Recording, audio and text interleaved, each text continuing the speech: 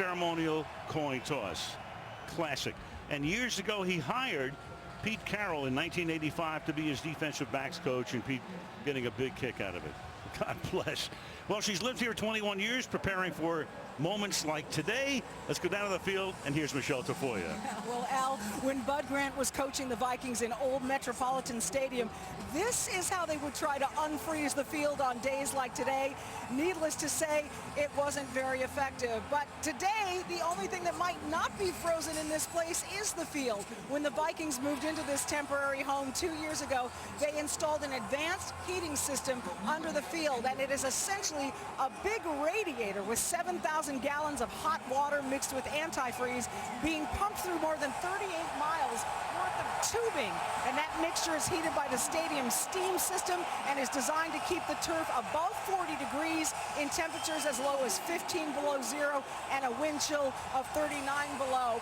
And Al, while we won't see temperatures that cold today, at kickoff it will be -6, making it the third coldest playoff game in NFL history. So it's time to see which of these teams can best channel its inner Elsa from Frozen, who famously sang, "The cold never bothered me anyway." Thank you, Michelle. At least the sun is out. It will envelop the field in an hour or so. Wild card situation, Seahawks win. They go to Carolina next Sunday to meet the #1 ranked Panthers and the #2 seed Cardinals, with the bye at home, awaiting the Vikings if the Vikings win. Otherwise, they get the winner of the Green Bay-Washington game. Cordero Patterson, who had the only score for Minnesota in the Seattle game 5 weeks ago when he ran a kickoff back for a touchdown. But at that point, the score was 35-0. Steven Hauschka will kick off for Seattle. Seattle won the toss, and the Seahawks deferred. Yeah, ordinarily, you'd think kick it out of the end zone, but in this kind of weather, a guy like Cordero Patterson is going to get his chance. Kickoffs and punts do not figure to go nearly as far as they would under normal conditions. And this one, example A, taken at the 3-yard line by Patterson, and he gets taken down to the 12-yard line. Good tackle by Cassius Marsh. Had a good season on special teams. Let's take a look at the Minnesota offense. Teddy Bridgewater, Louisville. Adrian Peterson, Oklahoma. Stephon Diggs, University of Maryland. Mike Wallace, Ole Miss. Kyle Rudolph, Notre Dame. Mike Cole Pruitt, Southern Illinois. Matt Khalil, University of Southern California. Brandon Fusco, Slippery Rock University. Joe Berger, Michigan Tech University. Mike Harris, UCLA. TJ Clemmings, Pittsburgh. Clemmings, a rookie, picked in the 4th round. Start with one wide out here. That's Adrian Peterson as the running back. And we begin with AP. Tries to cut to his left. Is taken down by Michael Bennett, big number 72, who figures to be all over the place today, as he normally is. Teddy Bridgewater, drafted at the end of the 1st round last year out of Louisville, the number 32 choice. And over his first 2 seasons, he's completed almost 2/3 of his passes. That's the highest in NFL history over the first 2 seasons. A lot of stuff, of course, are check downs, shorter passes, and all quarterbacks hate game manager. But in effect, that's what Teddy's done pretty well over the past couple of years. 2nd and 11 from the 11-yard line. The fake, and then the pass into the sunlight, and Mike Wallace makes the catch at the 20-yard line. It's going to be 3rd and 1. He's covered there by Richard Sherman. Well, we know how fast Mike Wallace is from his days with the Pittsburgh Steelers, and Richard Sherman on the outside is completely left alone. They're bringing Cam Chancellor down already around the line of scrimmage to play against Adrian Peterson. So that's the one matchup you go, okay, Richard Sherman's one of the best cornerbacks, but the speed of Wallace will be a factor in this one, at least intimidating deep a little bit. 3rd and 1. Now they're going to bring a fullback in. That's Zach Line in front of Peterson. He sets up in the slot. Little action up front. We've got a flag, first flag of the game. Movement along the line of scrimmage. For the moment, that's Adrian Peterson, who will have picked up the first down if it's against the defense. Walt Coleman is today's referee. Offside, number 72, defense. 5-yard penalty, first down. Well, Michael Bennett gets a ton of those. In fact, he was telling us, I think his daughter's about 8 or 9 years old. And at breakfast one day, she said, "Daddy, would you stop jumping offside?" All the kids are making fun of me at school. It is a problem, though, but, you know, he's also a Pro Bowler. He's their leading sacker, and there's a reason he wants to get off to a fast start. That's his game, the speed. First down from the 26-yard line. And Peterson avoids a tackle in the backfield. That's Michael Bennett, who could not wrap him up, picks up a couple, gets it out to the 28-yard line. It'll be second down and 8. Well, Bennett's going to go right inside Matt Khalil on this one. And it is his speed and quickness that has been such a problem. You know, we were talking with all the different guys, Mike Zimmer, and they said they just couldn't believe what a game wrecker Michael Bennett was. You could see him on tape, and you think he can do this. Plus, he has a lot of freedom out on the field. He has the ability, if he sees something, he does so much film study, they let him go, and the other guys cover for him. 10 sacks, first Pro Bowl. He's been in the league for 7 seasons. Bridgewater out of the gun now on second down and 8. Off the play fake, throws, and that's caught, and that'll be a first down. Stephon Diggs having a nice rookie season out of the University of Maryland. He was picked in the 5th round, first down. Yeah, Deshaun Shedd was going to react up to the screen pass, and instead Bridgewater saw that and threw the slant. There was nobody in there, so nice job. It looks like Bridgewater is kind of under control already. He's got a couple of quick completions. I don't think you're going to see a lot of deep balls down the field. Get the ball out of his hands. Don't let this pass rush become a factor. Vikings really don't have a go-to receiver. Diggs, the rookie who caught that last one, led the team in receptions with only 52. And Bridgewater rolling and throwing, and that's out of bounds. It'll be second down and 10. Let's take a look at that Seattle defense. Michael Bennett, Haley Taylor High School. Ataba Rubin, Iowa State. Brandon Mebane, Crenshaw High School. Cliff Averill, Boilermaker. KJ Wright, Mississippi State. Bobby Wagner, the Utah State. Bruce Irvin, Almost Heaven, West Virginia U. Richard Sherman, Stanford. Cam Chancellor, Virginia Tech. Earl Thomas, BBU, Texas. Jeremy Lane, John Tyler High. 4 years now, that defense fantastic. Again this year, leading the league in scoring defense, i.e. you allowed the fewest points, and they've only done that for 4 years in a row. To the outside, and a lot of traffic over there, as that was Thielen covered by Sherman. Dangerous pass, got away with it, third down. Richard Sherman was all over this. Said, are you kidding me? Maybe you put Mike Wallace out here on me and I'll be a scared deep. He just grabbed his arm and ran right with him. Never gave Michael Pruitt, the tight end, a chance to make that block. Minnesota faced with a third down and 10 on the opening drive of the wild card game.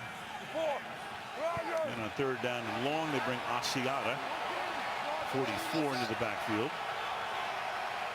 In all likelihood to provide extra protection, which he does. And Bridgewater throws, and that's caught up at the 42-yard line. Trying to get that first down is Jarius Wright, who's been their best receiver over the last month of the season, but he has stopped short of a first down. So it'll be 4th and 1 at the 46-yard line. Well, we saw Mike Zimmer fake a punt early in the game against the Green Bay Packers. You're talking about he talks regularly with Bill Parcells, and he talks about being aggressive and taking chances, and at least he's going to try a hard count here if nothing else. Bridgewater pretty good at that too. Right. They pulled one off last week off the opening drive, and it was good for 40 yards on a fake by Thielen. So it's 4th down and 1. Peterson with a fullback in front of him. And let's go, Lake. And Teddy's going to go, and he's going to sneak. And he appears to have picked up the first down. So Teddy Bridgewater, at first, the way he started that cadence, you thought he was just simply trying to drive, get Seattle to come offside, but instead he keeps it over left guard, first down. You can see the little hole. That's the bubble they're going to try and run to there. And Joe Berger, who's having probably the best season of anybody, the center up there with a key block, a double team on the other side. But I loved what Bridgewater did. You heard him go through the snap count the first time, so and then it looked like everybody goes, oh, okay, they're just going to fake this. They're going to try and draw us off sides. Then they went with the quarterback sneak. Vikings have started the game with 3 successive first downs. 5 minutes into the quarter, and Peterson unable to get on track here.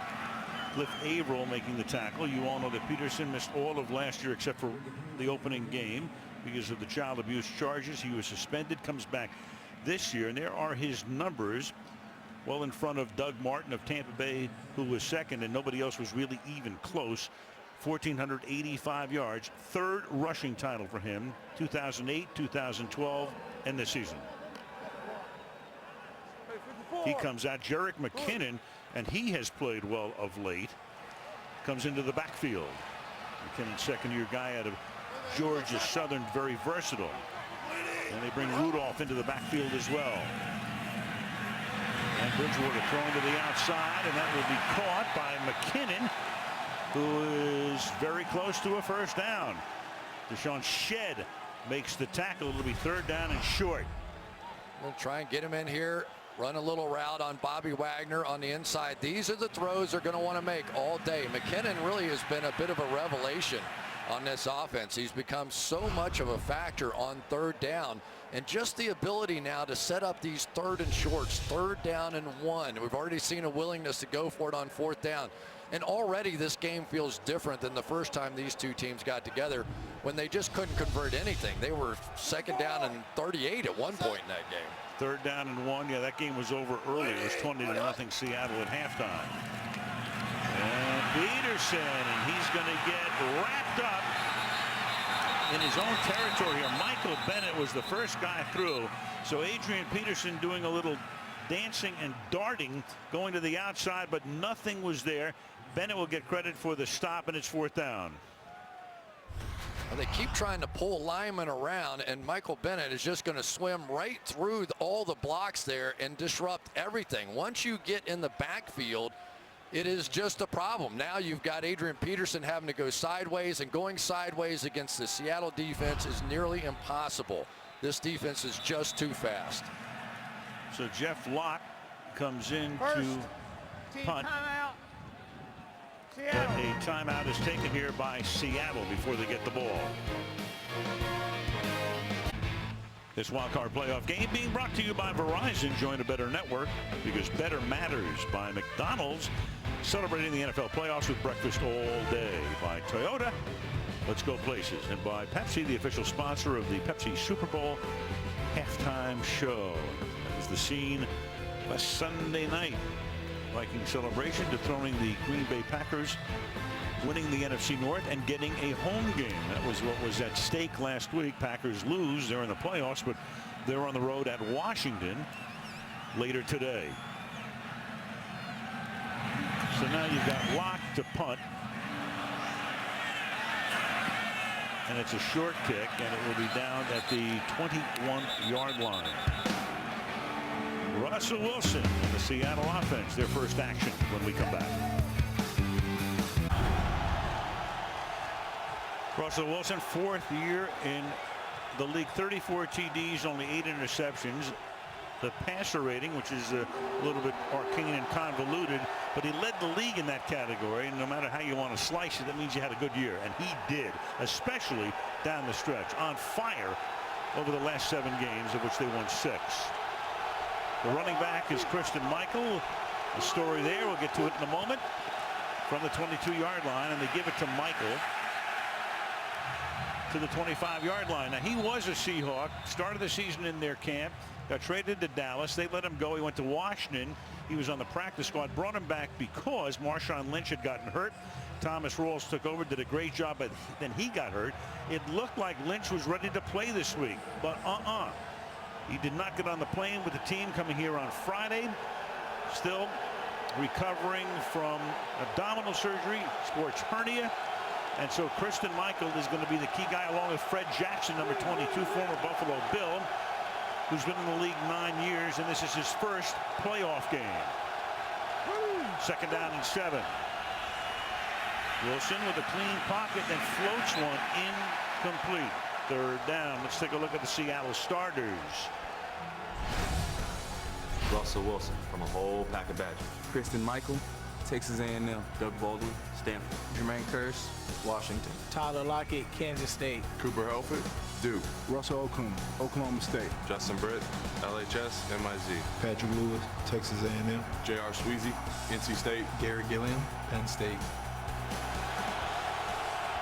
And now on third down and 7, the Seahawks spread it out.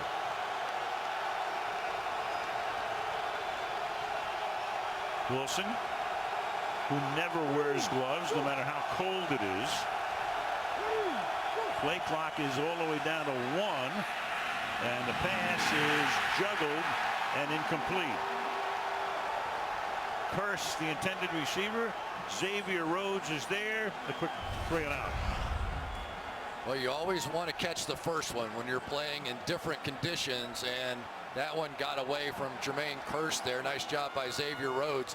A little bit of an issue maybe with the sun field. That line right there, he went from the shadows into the sun. Who knows? Give him the benefit of the doubt, I guess. But that's a positive. This whole beginning of this game is a positive for the Vikings. And Ryan has to field a low snap, and then he's going to take off with it. And John Ryan will only get to the 29-yard line.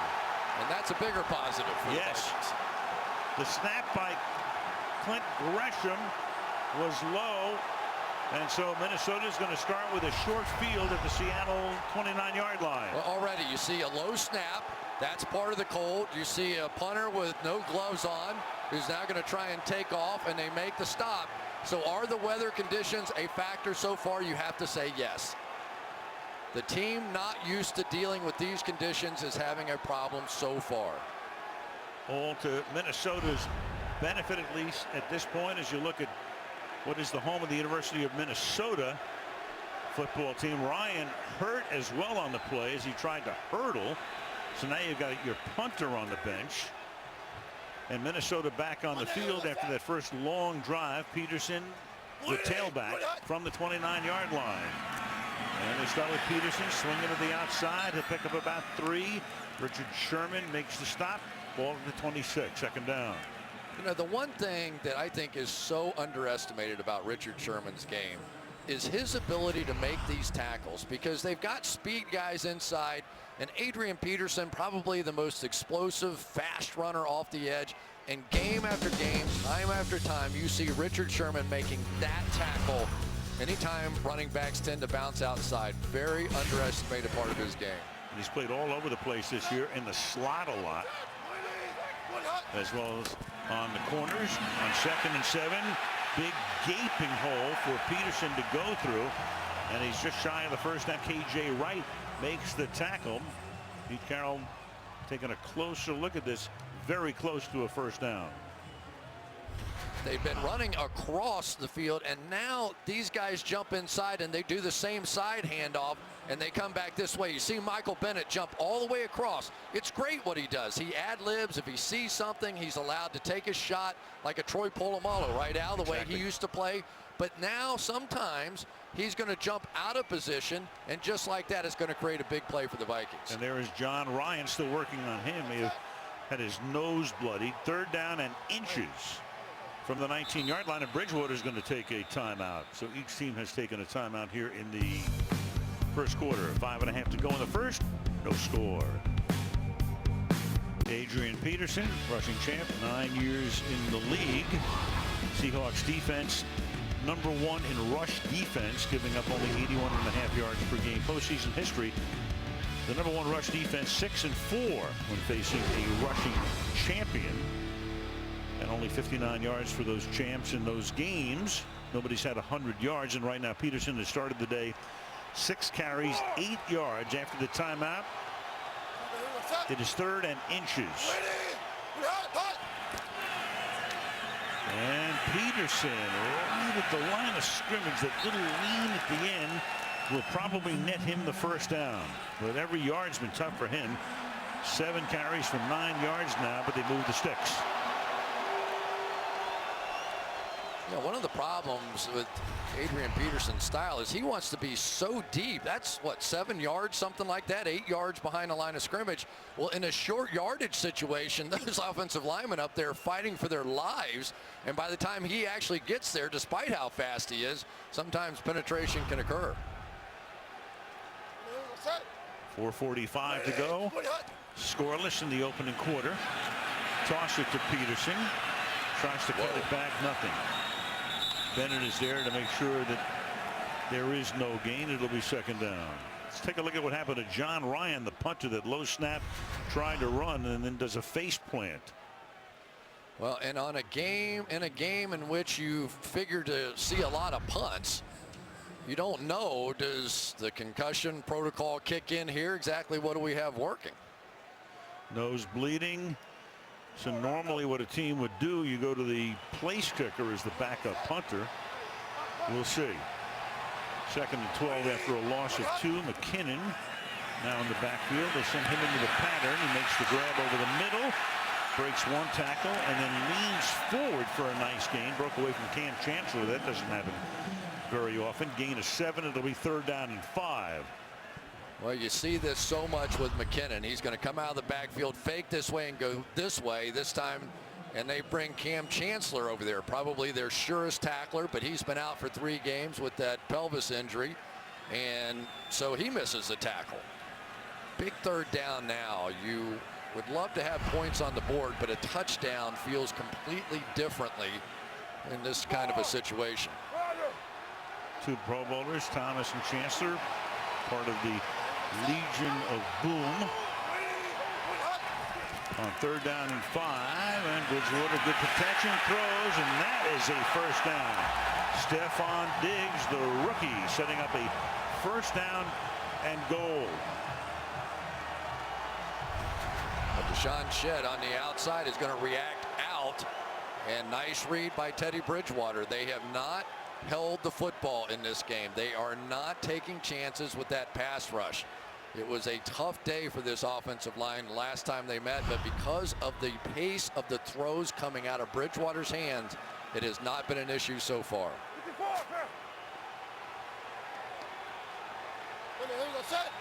Minnesota's run 17 plays and Seattle's run 4. Peterson, 2 hard yards to the 5-yard line. We are just having a tough time blocking Michael Bennett. I mean, you know, it's not like he's doing anything that unusual, but he is just splitting between offensive linemen up front and working almost laterally down the line of scrimmage. Last time these 2 teams met, of course, Seattle 20-0 lead took Minnesota out of the running game, but Peterson that day carried the ball only 8 times all day. He's already carried the ball 9 times in the 1st quarter. Make it 10 here.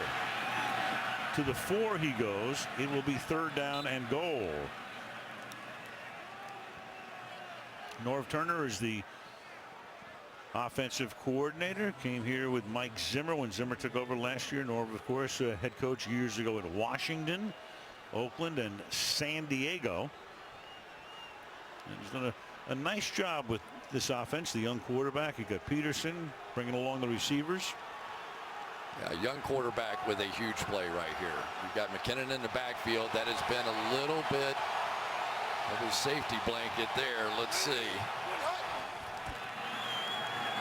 And he throws, and that will be broken up at the 3-yard line. Intended for McKinnon, and K.J. Wright, kind of one of the quieter of the Seahawk defenders. You don't hear that much about him, but he's had a fabulous season.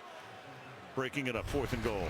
Yeah, I think that's a great point. K.J. Wright, to me, is that one guy. He's 6'4", 6'5". He can cover backs. He can cover tight ends coming out of the backfield. Nobody ever talks about him. Leading tackler on this football team. Makes so many big plays for them. 22-yard attempt for Blair Walsh. Nice hold there by Locke, had to reach up for it. Puts it down.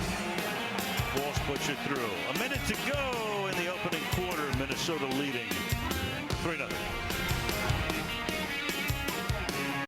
Don't miss a moment of the action. NBC Sports Live Extra. Take the game with you anywhere. Live on your laptop, tablet, and connected TVs. Bet you didn't know we were at the World Nordic Championships, did you? No, I thought it was Michelle going home. I didn't know. Oh, yeah, you know, there's always somebody. I always wonder what the over-under is on a guy like that getting to the emergency room. Half an hour? To the 5-yard line. Tyler Lockett, the rookie. He's been tremendous this year, but he gets wrapped up. Good tackle there at the 16-yard line. Edmund Robinson knocking them down. Less than a minute to go in the quarter. 3-0 home team.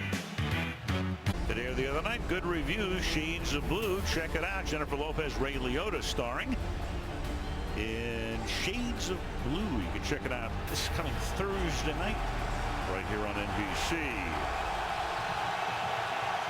So the Seahawks have had the ball for 1 minute and 8 seconds, and we're at the end of the first quarter. Russell Wilson in the gun, starting from his own 17, and hands the ball off to Christian Michael. Nice run up to the 29. Let's take a look at the Minnesota D. Brian Robinson, University of Texas. Sharif Floyd, University of Florida. Linval Joseph, East Carolina. Everson Griffin, USC. Anthony Barr, University of California, Los Angeles. Eric Hendricks, UCLA Bruins. Chad Greenway, University of Iowa. Terrence Newman, Kansas State. Andrew Sendejo, Rice University. Harrison Smith, University of Notre Dame. Xavier Rhodes, Florida State University. Mike Zimmer's pedigree, his defense. Done a great job with that group over the last 2 seasons. And now plugging ahead and twisting and turning and picking up 5 is Christian Michael. Sharif Floyd makes the tackle, and that should take us to the second quarter. So Minnesota's had the ball almost the entire period. We have played 1 in this wild card game. 3-0 Vikings in this wild card playoff game on NBC continues after these messages.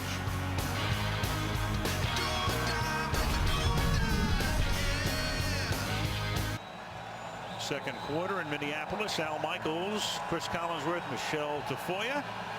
Wild card playoff game. The Tundra Bowl temperature is now -3. Wind chill factor at the start of the game was -25. It's second down and 5. Out of the pistol for Wilson, who hands the ball to Christian Michael, and he goes absolutely nowhere. Harrison Smith is there for the tackle. We go to Michelle.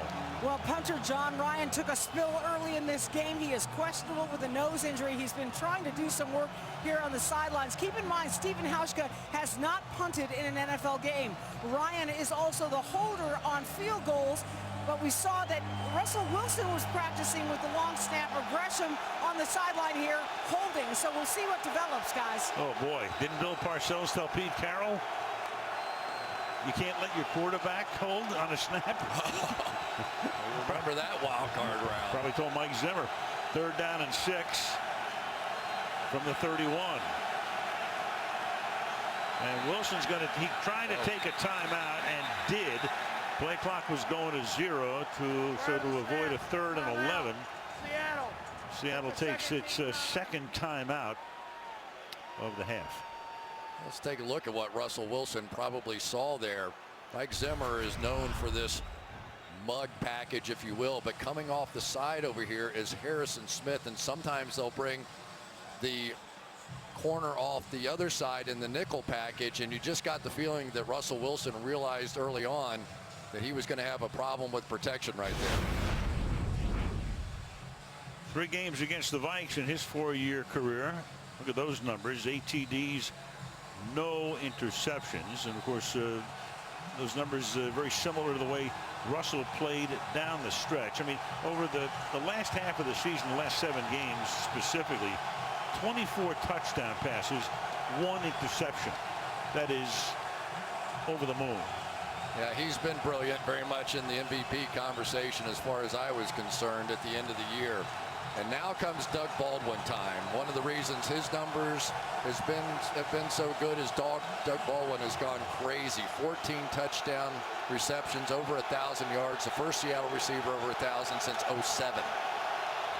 Look at this diamond formation out here. They bunch 4 receivers to the right. Send Lockett off toward the sideline. Wilson is 0 for his first 2 passing. Comes to the left side, and that is caught. That's Curse. Does he have enough for the first down? Xavier Rhodes is there. They're going to put it right on the yellow stripe, which of course, as you know, is unofficial, but it's official now as Walt Coleman says move those chains. A really good route that time by Jermaine Kearse. He took his time. It was strictly one-on-one. Watch how long he takes the outside. Now back underneath, which worked him down the field just a bit as well, and leans for that first down. That was a big first down for Seattle. They needed to get something going. Their second of the game. Michael back in the backfield right now, and with that play clock down. Kind of a challenge. Yeah, it's going to be a challenge on the part of Mike Zimmer. Minnesota is challenging the forward spot. This is the type of challenge that rarely gets overturned, but who knows? We'll see when we come back. Very close, but I don't see enough to overturn this thing. We're going to show you in a second. Zimmer challenging the spot. His elbow's down. That's where the ball is dead. The stick you see on the far side, that is official. But is there enough? Do you see enough there to overturn it? You know, from this angle, it's a little interesting, and I don't think they're going to overturn this one either. But when you looked wider at that angle, you could see the far hash mark, and it looked like the ball was in between, but after reviewing the play, the ruling on the field stands. First down. Which basically means there wasn't enough evidence to change it. Correct. Second team timeout. Really no indisputable evidence on that. Zimmer wants to know what's going on. He's seen the same reviews you have, and he is hot. I know what he saw. He saw from the far hash mark where you could see the ball in between and short, but when the elbow's down, the play is dead. So there it is. It's the official stick on the far side. Not enough to overturn. You see Zimmer's reaction, of course, and the end result is a first down for the Seahawks at the 38-yard line. And we shall see what the net result of that is. Seems like possessions are rare already in this game, and this could end up being one of those afternoons. Two tremendous defensive teams. Crowd venting its wrath. Stack three receivers to the right side, and that opens up a gaping hole for Christine Michael, who gets spun down at the 44. Good tackle by Xavier Rhodes, third year out of Florida State, their #1 pick back in 13. This is really the power of Russell Wilson. Because you have to play this with him, this defensive end comes up the field and then you go. Just because you have to play Russell Wilson on that read option, it is going to create running lanes inside, because Everson Griffin here has to play two guys. He has to take Russell Wilson on that play, and everything else got washed down. Wilson rushed for 553 this year, and his average was 5.2.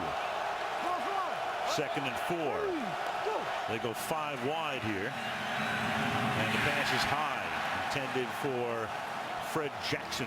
This will be third down and 4.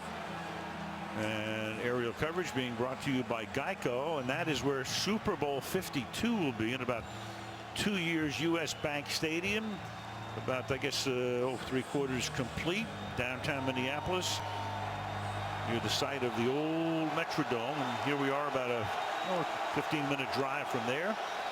Ziggy Wolf with the sunglasses on with his brother Mark, owner chairman Ziggy Wolf of the Minnesota Vikings. Watching his team, they made the right choice, and Zimmer got things turned around. Brand new stadium. Super Bowl will be here in a couple of years. Everything looking up, and meanwhile, the play clock again goes to 0, and a timeout is taken by Seattle, and that is their last timeout of the half. Timeout, Seattle.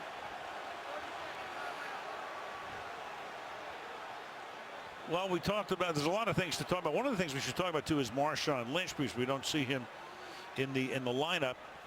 He practiced all week. Indications from Pete Carroll were that he would play, but they were ready to leave the facility for the airport about an hour before the buses left. He said he couldn't go, so he's home. Which is disappointing because of the fact that Marshawn Lynch took almost all the practice reps this week. So Christine Michael, who has recently come back from Dallas and Washington, all of a sudden is going on limited reps out here today. So what you need out of your player in that situation, as soon as you know that you're not going to be able to play, you have to tell the head coach and let him know. Otherwise, your practice gets all messed up. Well, without Lynch this year, it hasn't been a problem. They started out slowly, the whole team did, and then Marshawn got hurt, hasn't played since mid-November. A couple of questions here too, Chris. Is he healthy enough to play next week if they win? Or is that the end of Lynch in Seattle? Because Thomas Rawls had a great year. He got hurt, but he's going to be there back in the future in all likelihood. Yeah, next week and next year, two different questions. If he's ready, he'll be in there next week. Seattle can no longer challenge since they're out of timeouts in this half. Minnesota has one. They've used two. One actual one and one on a challenge that didn't work. 3rd down and 4. And again, that play clock is all the way down again. Snap it at 1. And Wilson's going to take off and gets spun down short of the first down. Ball is out, but after the play was ruled dead. So he is tackled up at the 46-yard line, and Wilson takes a shot there. It's 4th down, and Ryan is coming in to punt right now. Things were flying everywhere. Russell Wilson got his mouthpiece knocked out, I believe, and then those hand warmers come flying out as well. Mouthpieces, hand warmers, everything on the ground. And so far for Russell Wilson, this has been tough, and this is going to be interesting now. So Ryan took that low snap, and you got Gresham snapping it again, who bounced one to him the last time. This one's low again, but he's able to get it away. Marcus Sherrills is going to let it bounce. Takes a Minnesota hop, comes up with it, but the play whistle dead at the 28-yard line. So early in the second quarter, frigid Minneapolis, 26-yard punt, 3-0 Vikes. Talking to Norv Turner, the offensive coordinator, he said he has never seen a player on defense with more freedom than Michael Bennett has. Already it has shown here early in this game. This is pretty straight up here, making the tackle on Adrian Peterson. And now watch him jump inside Khalil to get pressure on that one, and then working right around the offensive line to make that big play and knock Adrian Peterson back on the 3rd down run. So it has been Michael Bennett who was the game wrecker the first time, and off to a fast start here too. Minnesota begins now from the 28-yard line.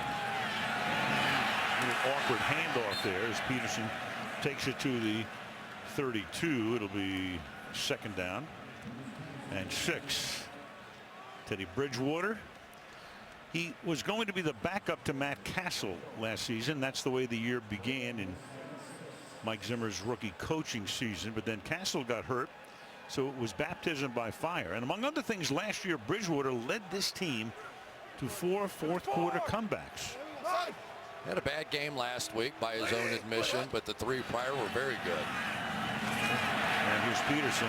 Yeah, the only thing he has to avoid today is throwing a left-handed interception. Oh boy. Yeah, he said that was what, the worst in the history. He was not happy with himself there. And he has to understand what this team is. This is Adrian Peterson's team. This is a team that's going to run the football. And when he just completes passes, and this is one of those key moments, they take Adrian out, you bring in Jerick McKinnon. Now it falls on the young quarterback. Now he has to make plays, and occasionally he makes plays with his legs as well. Not quite as much as Russell Wilson, but he can. 3rd and 4. He has McKinnon in the backfield with him. Now he has extra protection with Kyle Rudolph, the tight end, off to his right. And Bridgewater sliding and then throwing, and it is dropped. It's incomplete. Earl Thomas just got there. The pass intended for McKinnon. It'll be 4th down. Yeah, and I think Cam Chancellor got away with one there. Thomas is going to come over the top here and end up making this play, but Cam Chancellor reaches out and grabs McKinnon, which kept him just enough away from that ball for Earl Thomas to be able to get there and knock that out. Now locked to punt. Tyler Lockett, who's had a great rookie season. Again, because of that hole there, the ball is so hard, a very short kick, and Lockett brings it back to the 39-yard line. Tackled there by Trey Waynes. 10-10 on your dial. Left in the first half. 3-0 Minnesota. 3 below with the Russell Wilson in the huddle here. Russell, during the regular season, slow start, but a tremendous finish. Those numbers right there. First NFL player with at least 4,000 passing yards, 3 passing TDs, and 500 with his legs. Led the league in passer rating, first Seahawk player to do that. Yeah, on fire down the stretch, Chris. He was, but I actually think he needs to run the ball a little bit here. I would get him out on the edge. I would do more read options. They've had problems with him. Get him involved. He only has 1 completion for 7 yards. Let's go to the other part of his game. Well, they start with play action, rolling to his right and wide open. There's Doug Baldwin, who had his best season by far. Tackled by Harrison Smith. That's their longest gain of the day. And the pass is good for 22. And you can see the backside now coming down, starting to play the run and allowing Russell Wilson out the backside of that thing. The other thing it does, remember, this is a team that had a lot of protection issues early on this season. That bootleg gets all those defensive linemen moving one way, and Russell Wilson one-on-one with some defensive end or outside linebacker. On the ground now, Christian Michael cannot get around the corner. And we talked about Bud Grant before. We saw him in a golf shirt coming out of the coin toss. Bud Grant, the fabled former Minnesota coach, took him to 4 Super Bowls, hired Pete Carroll as the Vikings defensive backfield coach back in 1985. And of course, they've stayed very close through the years. And then Pete, a couple of years ago, before he drafted Russell Wilson, take a look at that, called Bud Grant, who of course follows college football, the whole thing, and asked him about Russell Wilson, because Russell played his senior season at the University of Wisconsin after starting at North Carolina State. And here he goes, as Chris suggested, off and running for a first down. Sendejo makes the tackle, so you give Bud Grant an assist for the drafting of Russell Wilson. And it worked out here. Watch Everson Griffin here on this one. Now he comes down, he's going to play the running back. And a true read that time by Russell Wilson. Here he goes. You've got to make the Vikings defensively play the entire game. The reason that Russell Wilson was in the MVP conversation was because he has so many facets to his game. They're starting to use them now. Comes up here in the pistol now. 8:15 to go in the half. Through the middle. Christian Michael, and Chris, just to put a button on that Bud Grant situation, one of the reasons that Carroll called Grant to ask him about Wilson was because of Fran Tarkenton. Well, wouldn't you? They look exactly alike to me when they end up playing out there. The funniest part of the story was when Pete called the Vikings office, there was an assistant coach that also got fired with him in Buffalo, who was already in Minnesota. He was trying to call him and leave a message, and he said, wait, Pete Carroll. He goes, Bud is on the phone with your wife right now. Like, what? What's going on? That was in 1985, and then Pete stayed here through 89 under Jerry Burns. Pass to the outside. Doug Baldwin, and Doug will be taken down back at the 29-yard line. Baldwin coming off a fabulous season with 78 receptions and over 1,000 yards, and tied for the NFL lead in touchdowns with 14. Mike Zimmer's seen a few of those quick screens out there, and I think typically when they throw those quick screens against this team, they're going to throw it to Terrence Newman's side. Terrence Newman, number 23, has had a great year this year, but he tends to play off. Xavier Rhodes on the other side tends to play up, and so that's where the screens will go. 37-year-old Terrence Newman. Dallas, Cincinnati, and now wrapping up his career here. 3rd down and 12. The spread formation, which is usually the read option or some little skinny post route. With a double stack, and they give it to Jackson to the 25. So that'll, well, no play. That's now saying is prior to the snap, delay of game, offense, 5-yard penalty, still 3rd down. Couldn't hear the whistle, but they got it off. They try to run it to get him a little closer. Very tight here. There's the play clock. Guessed. You know, and that's been an issue already in this game. But you saw how close that was. Danielle Hunter is one of the most athletic defensive ends that there is. 4.57. Great speed out there, but that almost popped. I would not be afraid to come back to that on a 3rd down. Well, 3rd down and 16. They would have been in a pretty good field goal position, but right now they're going to need some extra yardage on a frigid day. They're trying to pick it up here in a pass to Curse, and Curse is going to get wrapped up at about the 30. So if you want to try a field goal now from Hauschka, it's going to be about 47 yards. No wind to really speak of at this point. For the moment, well, the offense is, at least for the moment, going to stay out. On 4th and 13. Wow. I guess they just determined that they could not kick a field goal from here, so you're certainly not going to punt from the 30, so take your shot. Yeah. I'm sure this will be a hard count at the very least. Well, even if they get him offside, it's 4th and 8, but at least it would put him in better shape for a field goal, if nothing else. Well, they're going to run it anyway. 4th and 13, and Wilson's going to throw. Jackson's going to make the catch. They'll stack him up at the 23, and that's where the Minnesota Vikings will take over on downs. Captain Munnerlyn makes the tackle. 5:42 left in the opening half. Minnesota 3, Seattle nothing. Richard Sherman mentors and provides school supplies to inner city students through the Richard Sherman Family Foundation. He is the Seattle Seahawks nominee for the Walter Payton Man of the Year, presented by Nationwide, awarded Super Bowl weekend during the 5th annual NFL honors. Richard Sherman grew up in Compton, California, played his college football at Stanford, recruited there by Jim Harbaugh.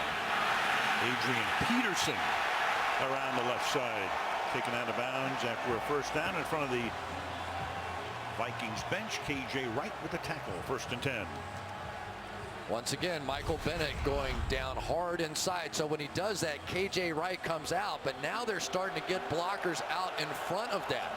So basically, Khalil now is going to let Bennett go and go get KJ Wright, the scraping linebacker, to come around the outside. So the Vikings now offensively starting to figure it out a little bit what Michael Bennett is doing. Peterson, his longest carry right there. 13 carries overall for 30 yards. So basically, he's done a good job on him. Stays in the block that time after the play fake, and then the pass is caught. Michael Pruitt makes the catch. However, a flag down. And this one looks like it's at the 43-yard line. Walt Coleman gets the call, and here it is. Prior to the pass, illegal contact, number 29, defense, penalties decline. Play results in a first down. That was Earl Thomas, and the play resulted in an 18-yard gain. First down. Come out in this jumbo protection here, bringing an offensive lineman here as a tight end, and then it's Michael Pruitt who goes across the field working against Cam Chancellor. And Michael Pruitt is a rookie, but he ran 4.58 at the combine. He is not the blocker in there, even despite the fact that Red Ellison not in the ball game. He is a receiving tight end and took advantage down the field. From the 47 now, Peterson swinging to the outside and gets run out of bounds by Bobby Wagner. Crowd, of course, wants a flag. Little group activity on the near bench. No flag. 2nd down. The new defensive coordinator for the Seattle Seahawks, I say new in the sense that this is his first year, Chris Richard, former defensive back. I tell you what, that's a stepping stone to a head coaching job, because the first year they led in fewest points allowed. In 2012, it led to Gus Bradley getting the head coaching job in Jacksonville. Then Dan Quinn, the next couple of years, was the defensive coordinator, now the head coach at Atlanta. Chris Richard, that'll be pretty good on his resume as well. How'd you like the pressure of that, though? You got to lead the league in scoring defense just to tie. And he did it. 2nd down and 9. Little flip pass to Zach Line, and he is taken down by Cliff Averill, making it 3rd down. Seattle defense, you go back to the last 4 years, 1-1-1-1-1 in fewest points allowed. The last time a team did that, the Browns in 53 and 57 in a league that only had 12 teams. Last 5 road games, they've given up 1 offensive touchdown. That was Palmer to Fitzgerald last week. The only other touchdown was Patterson's run back in the game here when the score was 35-0. Well, it wasn't 2 below, though, or whatever it is here now. It's about 2 below. We're heading for 0, baby. 3rd and 13. High pass, but take it in, and that's Pruitt. And he'll get tackled back toward the 50-yard line. Richard Sherman leading that charge. So after a couple of good plays, a Peterson run and a Pruitt reception, they bogged down 4th and long, and in comes the punting unit. Yeah, just one of those plays where they basically just go down the field with the wide receivers to block. Mike Wallace made the block, but nothing out there. Richard Sherman too good on the tackle. Locke to send it down toward Tyler Lockett. And Tyler Lockett's going to make the catch at the 9-yard line on the run. A little dangerous there, and tackled by Zach Line up at the 15. So 2:48 to the half. Sherman makes the tackle here. Plays special teams as well, quite nicely. 3-0 Vikings. From Minneapolis, this Wildcard playoff being brought to you by Microsoft Surface, the official tablet of the NFL. By Subway and the turkey breast sandwich with no artificial preservatives. By Tax Act. File simple federal and state returns free, maximum refund guaranteed. By Bud Light, the official beer sponsor of the NFL. Seattle, no timeouts, Chris. Yeah, Mr. Clock Management, you're the best at this. One timeout for the Vikings, none for Seattle, and you know the Vikings would love to get it back, and the Seahawks need to get points on the board, so this time management is going to be really interesting to watch. Let's give the 2-minute warning in 48 seconds. Seahawks deep in their own territory. Doug Baldwin, that's a short gain of a couple. Doug Baldwin played at Stanford. So he was there with Andrew Luck. He was there with Richard Sherman. And he was okay. He's played pretty well over the course of his career. And then all of a sudden he exploded in the second half of this season. Grew up in Florida. Told us yesterday by far this is the coldest game he will ever play. And he was a free agent.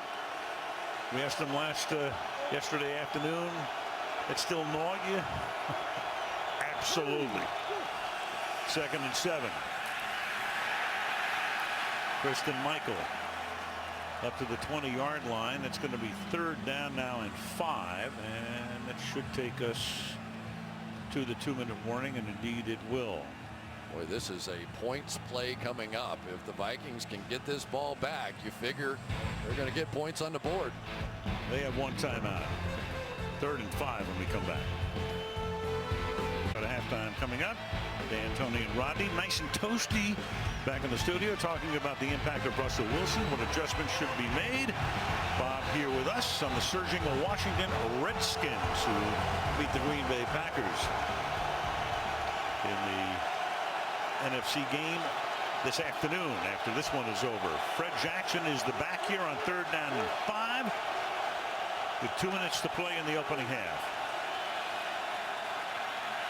Wilson retreating, and he's going to go deep downfield, and there's all kinds of contact and interference.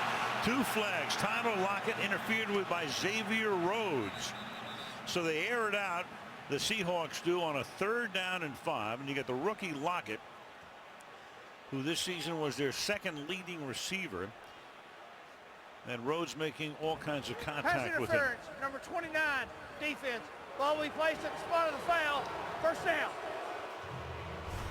Well, Xavier Rhodes had to get interference called on him because he never turned around to look. Nice job by the young receiver Tyler Lockett to at least try to come back to the ball.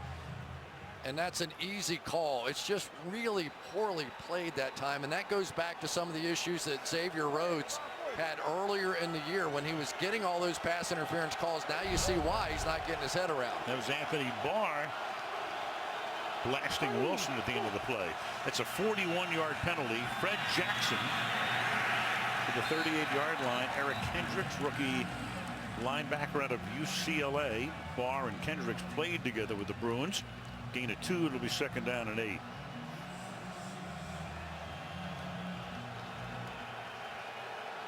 Darrell Bevel, the offensive coordinator,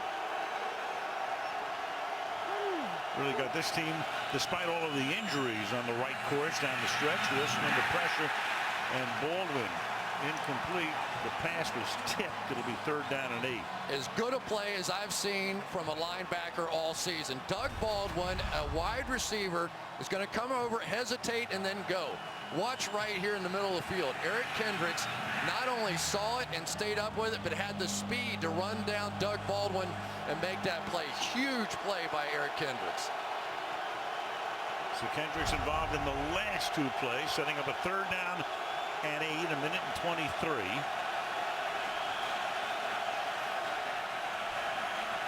Wilson, protection beginning to break down now. It floats and is knocked away. Baldwin was there, had to wait for it at the goal line. Sendeo came over along with Harris and Smith to thwart it, and it's 4th down. Russell Okung got knocked back just a little bit into Russell Wilson, and Al, you called it perfectly. This ball floated. If it didn't float, it was a touchdown. You had Baldwin behind everybody on that play, and Russell Wilson, who has tremendous arm strength, maybe it was the cold, maybe it was the contact in the pocket, simply could not get it there. Here's Everson Griffin on the outside, and you'll see Okun kick his legs back into Russell Wilson, and it threw him off just a bit.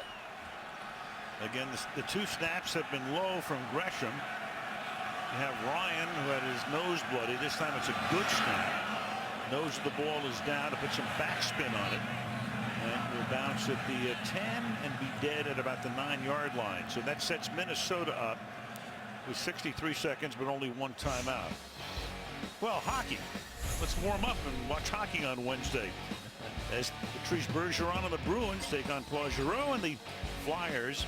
Wednesday night rivalry hockey on NBCSN. In fact, our hockey guys are Pierre McGuire and the gang are in St. Paul, ready for some Wild Devils action tonight.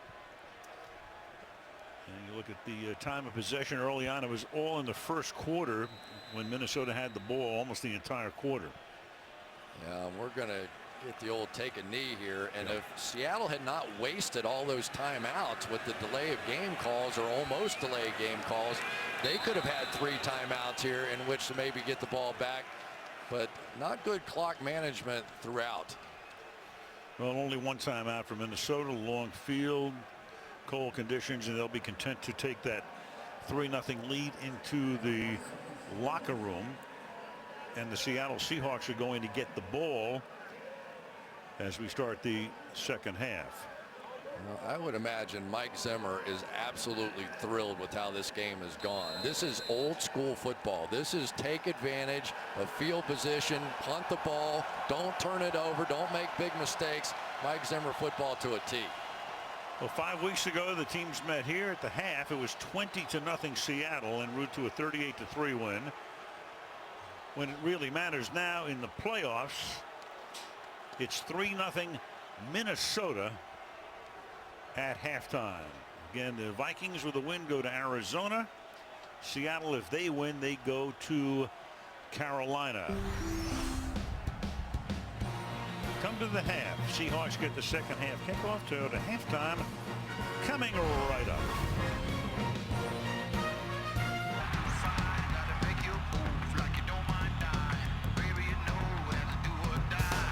We're in Minneapolis. The temperature is -6. It only feels like it's -25.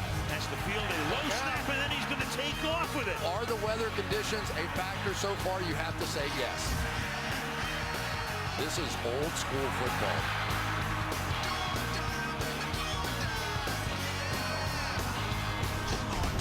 Nationwide is on your side.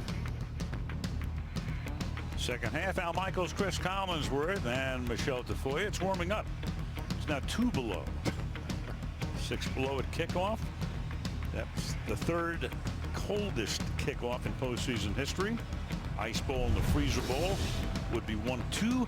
Lowest scoring first half since Washington led Tampa Bay 3-0 in January of 2000.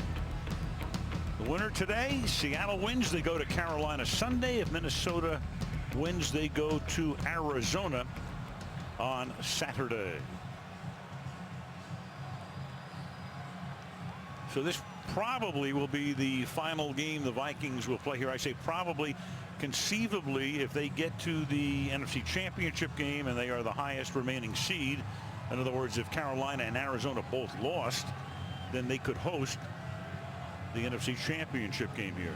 Otherwise, next year it is on to the new domed stadium in downtown Minneapolis, which will be the site of Super Bowl 52 in 2 years. So Seattle deferred, so they get the ball to start the second half, with Walsh sending it through the end zone. Haven't seen that today. Let's go to Michelle. Well, I spoke with Pete Carroll at halftime. He was surprisingly upbeat, and he said some of the clock management issues that they had in the first half were due to problems with the headsets on the field and the inability to communicate clearly. He thinks that's been cleared up. And for as much as we were told by players coming into this game that Cold is cold. He said it is an issue, and one of the things he wants to focus on here in the second half, converting on third down. They were 1 of 5 on third down in the first, Al. Yeah, that made a big difference, Michelle. And on the other side, Minnesota was 2 of 7, so neither team with a lot of success in that area. Seattle starts from the 20-yard line. And that roll to the right off the play fake. But Wilson's going to get spun down. He tries to throw the ball away. Does he throw it forward? Chad Greenway had him wrapped, and then Greenway has the ball, and Walt Coleman, it's a good call, will come in and say he was trying to. Area, incomplete pass. Yep. He was dangerous grab, but he definitely flipped it forward out of the pocket. So once you do throw a pass, once it gets to the line of scrimmage, no receiver is there, and no eligible one anyway. well, it's what they do to try and protect these quarterbacks and keep them in one piece, give them that option. Crowd frustrated after they see what you just saw. Second down and 10 from the 20. And Christian Michael. Third down.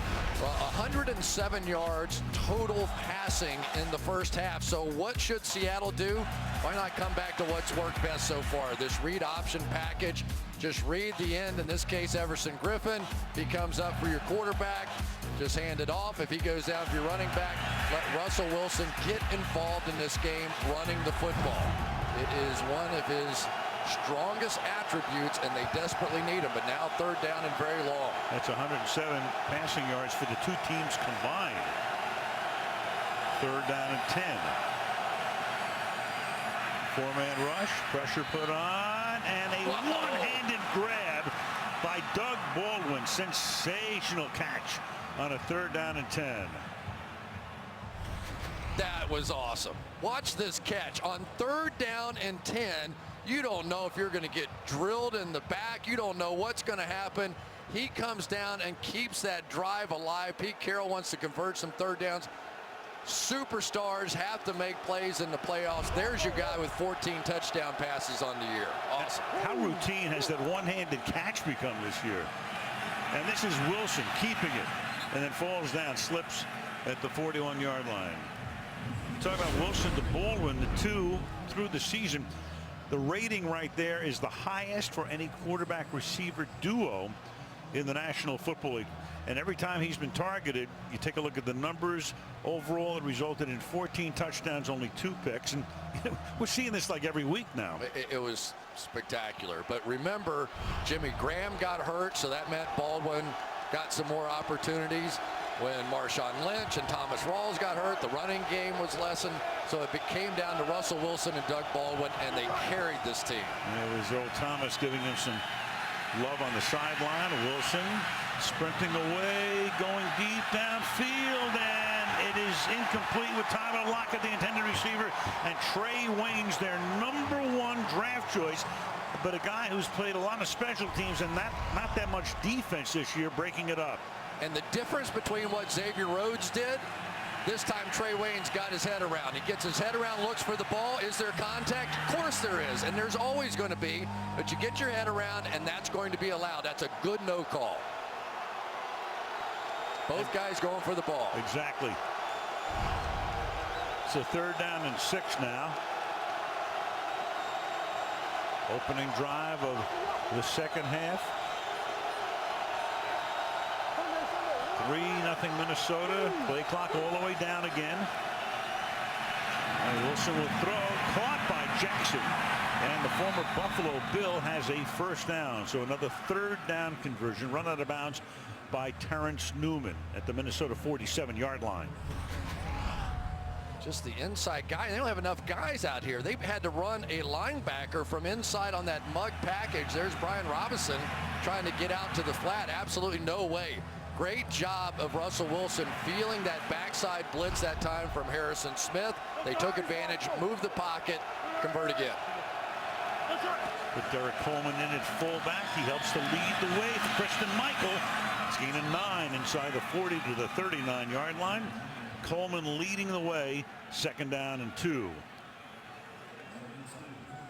2 fullbacks really on this team, along with Will Tukuafu. Here, watch. Anthony Barr is going to step up, and there's Derek Coleman with a perfect block. Not only got great contact, but declared a side to his running back and said, listen, go outside of here. From the 39.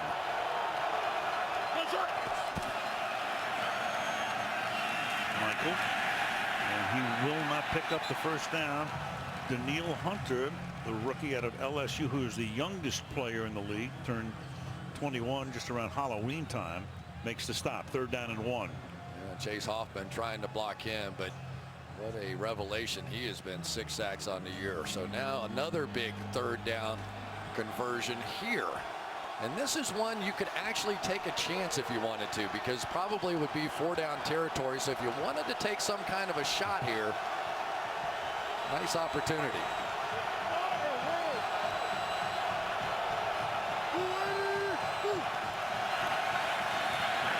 And Michael's going to get wrapped up. Sharif Floyd did not let him get out of his tracks.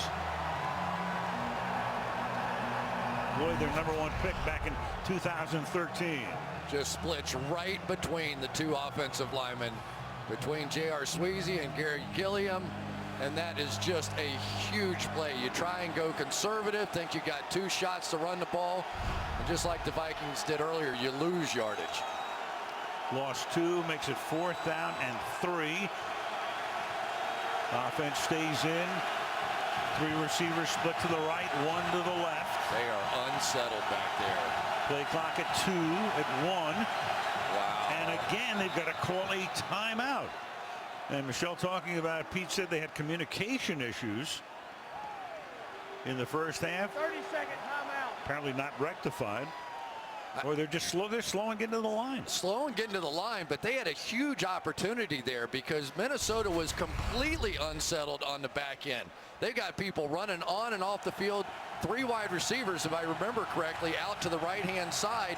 They could have had a layup for a 1st down, and they just simply couldn't get the ball snapped in time. Here they are, and you can see them. They're running guys in and out. There's no way they're going to be able to protect against that. Instead, squander a timeout. It's one thing to lose timeouts in the first half, not that critical. Second half, a whole other story, especially in the 3-0 game. You know, and this offense struggled earlier in the year, but really has just been so red hot lately. And maybe it's the cold, and I'm having a hard time explaining it, but this just does not look like what we've seen out of the Seahawks in the second half of the season. Maybe it's the Vikings defense. Let's give them a little credit. For sure. But they've converted 2 3rd downs on this, the opening drive of the second half.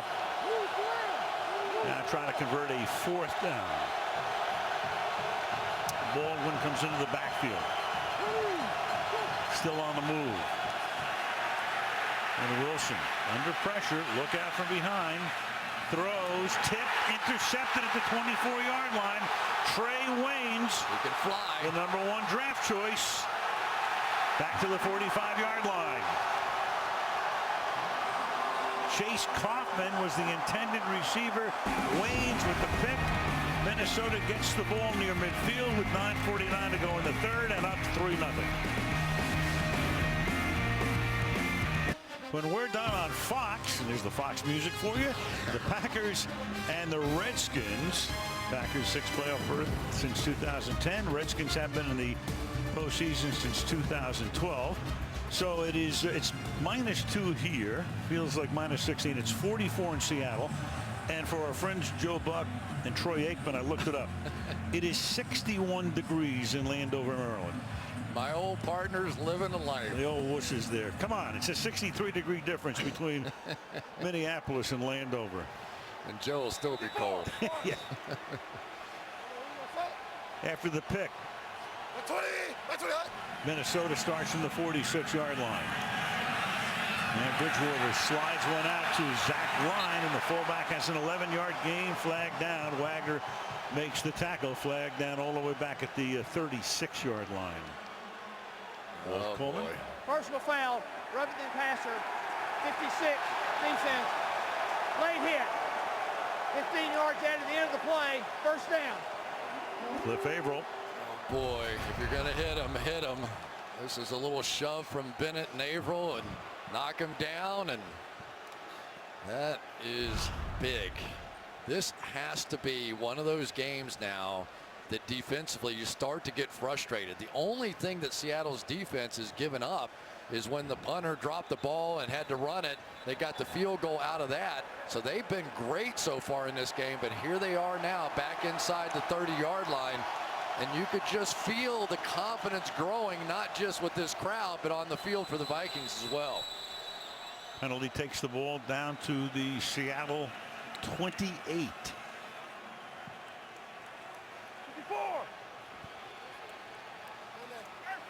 Bridgewater 10 of 14 through the air today for 80 yards.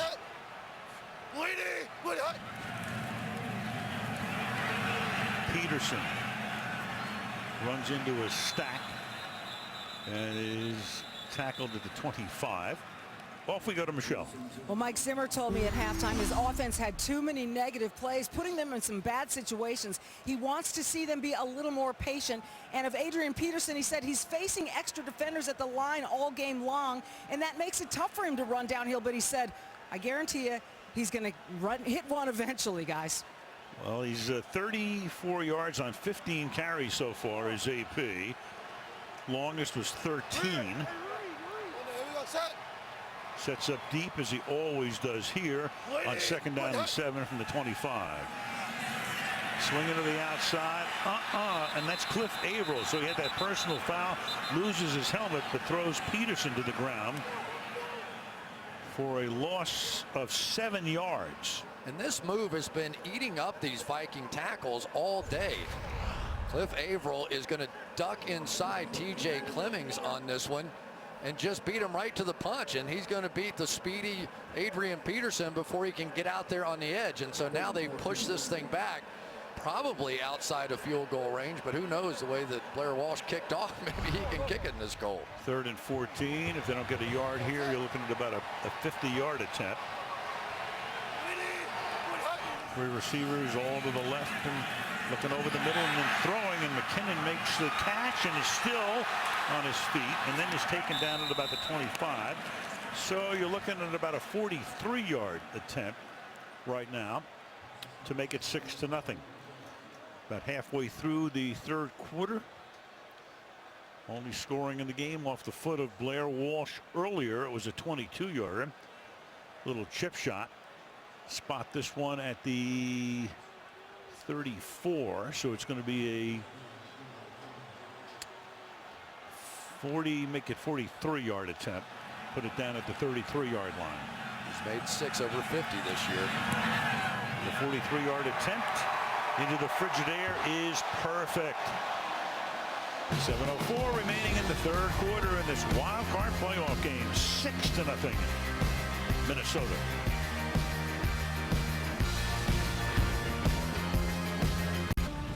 Next Sunday, soccer, 2 storied teams in the Premier League. Liverpool hosting Manchester United. Weekend coverage beginning Saturday morning as Tottenham hosts Sunderland. Premier League weekend on NBCSN. The commissioner is here in the elements. Roger Goodell watching Minnesota against Seattle. First of 2 NFC wildcard games on this Sunday. Tyler Lockett with the touchback. 7:04 left in the 3rd. 6-0 Vikes. Greenway's Lead the Way Foundation brightens stays for kids at 7 children's hospitals by providing video games and laptops. He's the Vikings nominee for the Walter Payton Man of the Year presented by Nationwide, which will be awarded Super Bowl weekend during the 5th annual NFL Honors. And here he is. Good guy, good career. We talked about maybe wrapping it up, and yeah. I get the feeling he may spend 1 more year here. I think he's having fun right now, don't you? For sure. Seattle starting now from the 20-yard line. Play action. Look out, and wrapped up Everson Griffin. 10.5 sacks, led the team, and he envelops Russell Wilson. What a great move by Everson Griffin on the outside. He's going to fake a spin move right here and then go the other way.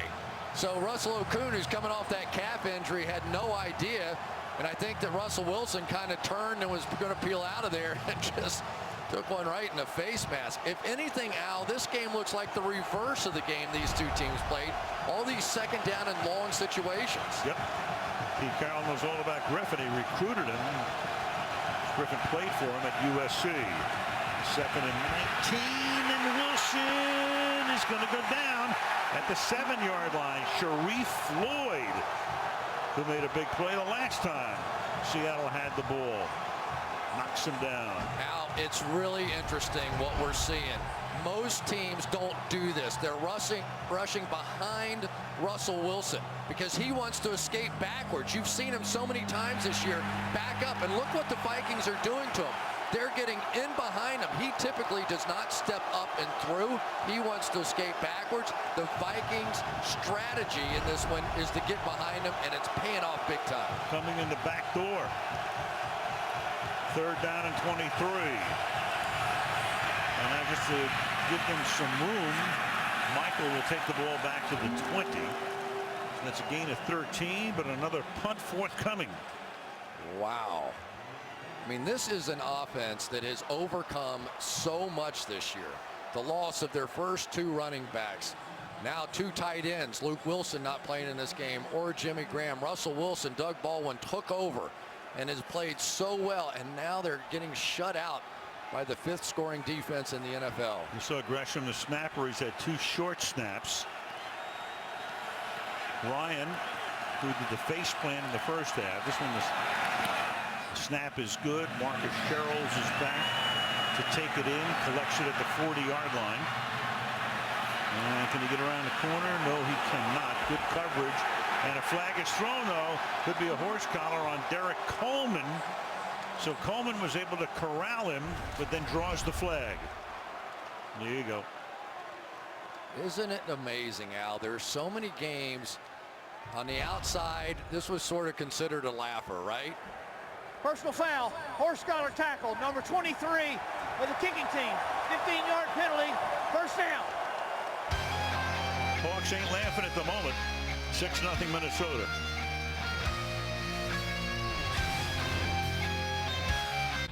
This wildcard playoff game being brought to you by Southwest. Transparency, low fares, nothing to hide. By McDonald's, celebrating the NFL playoffs with breakfast all day.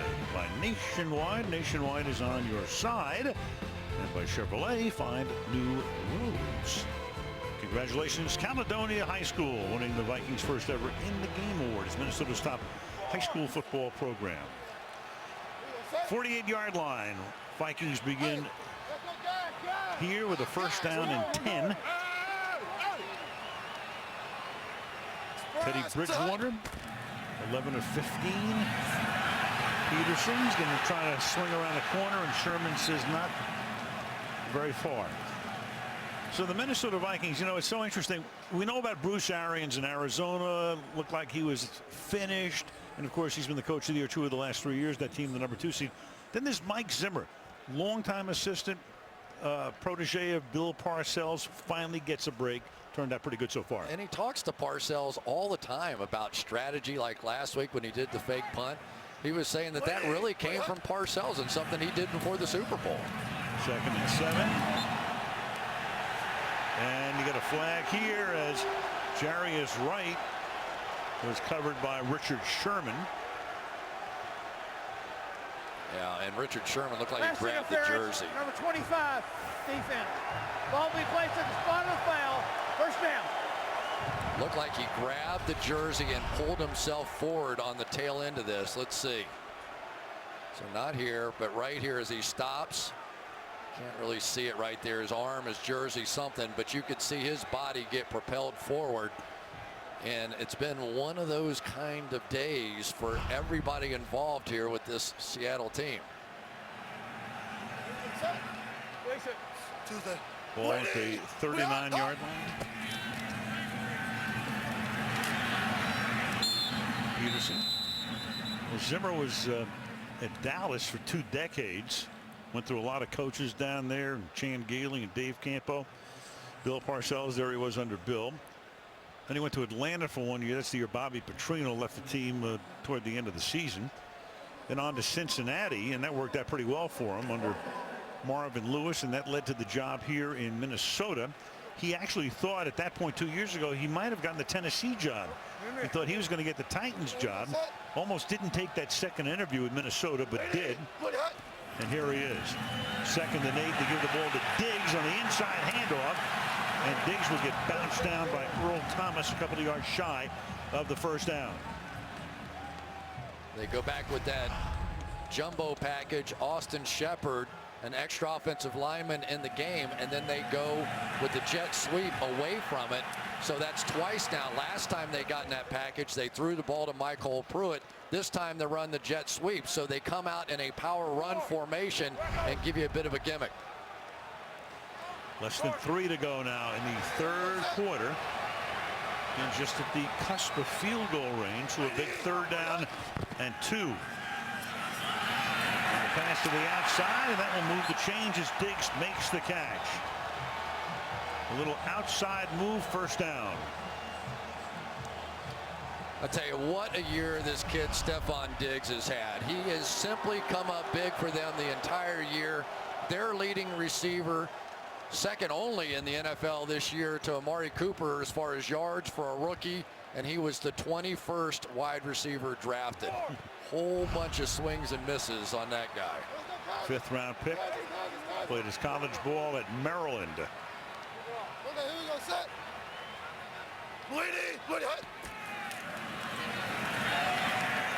And back to the workhorse. Peterson to the 24-yard line. We go to Michelle. You were talking about Mike Zimmer. Terrence Newman has known him for over 13 years, longer than he's known any other coach.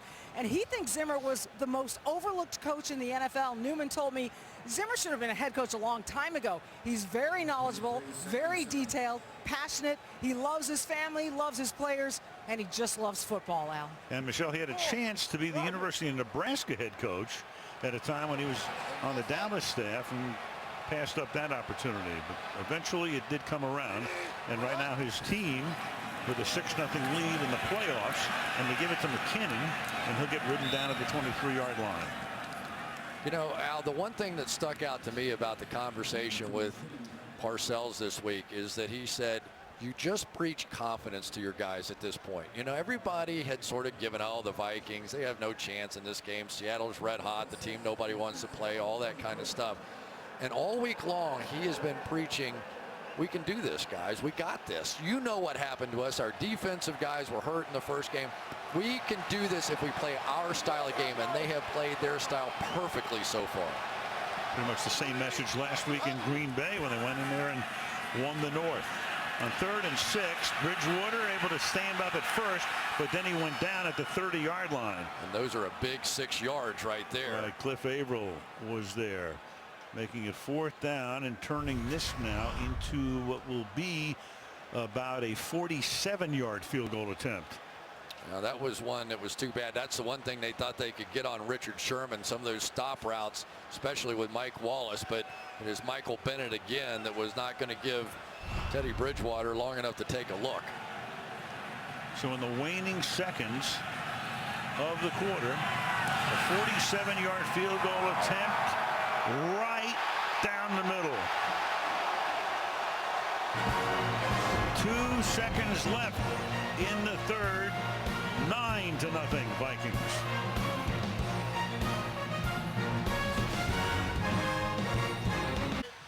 As usual, the Tonight Show with Jimmy Fallon all week on NBC with his usual array of star-studded guests. Tonight Show with Jimmy all week as you look down upon TCF Bank Stadium, home of the University of Minnesota Gophers, or as Michelle likes to say, the Gophers. Donald and Hillary on the same week. How about that? Jimmy Fallon.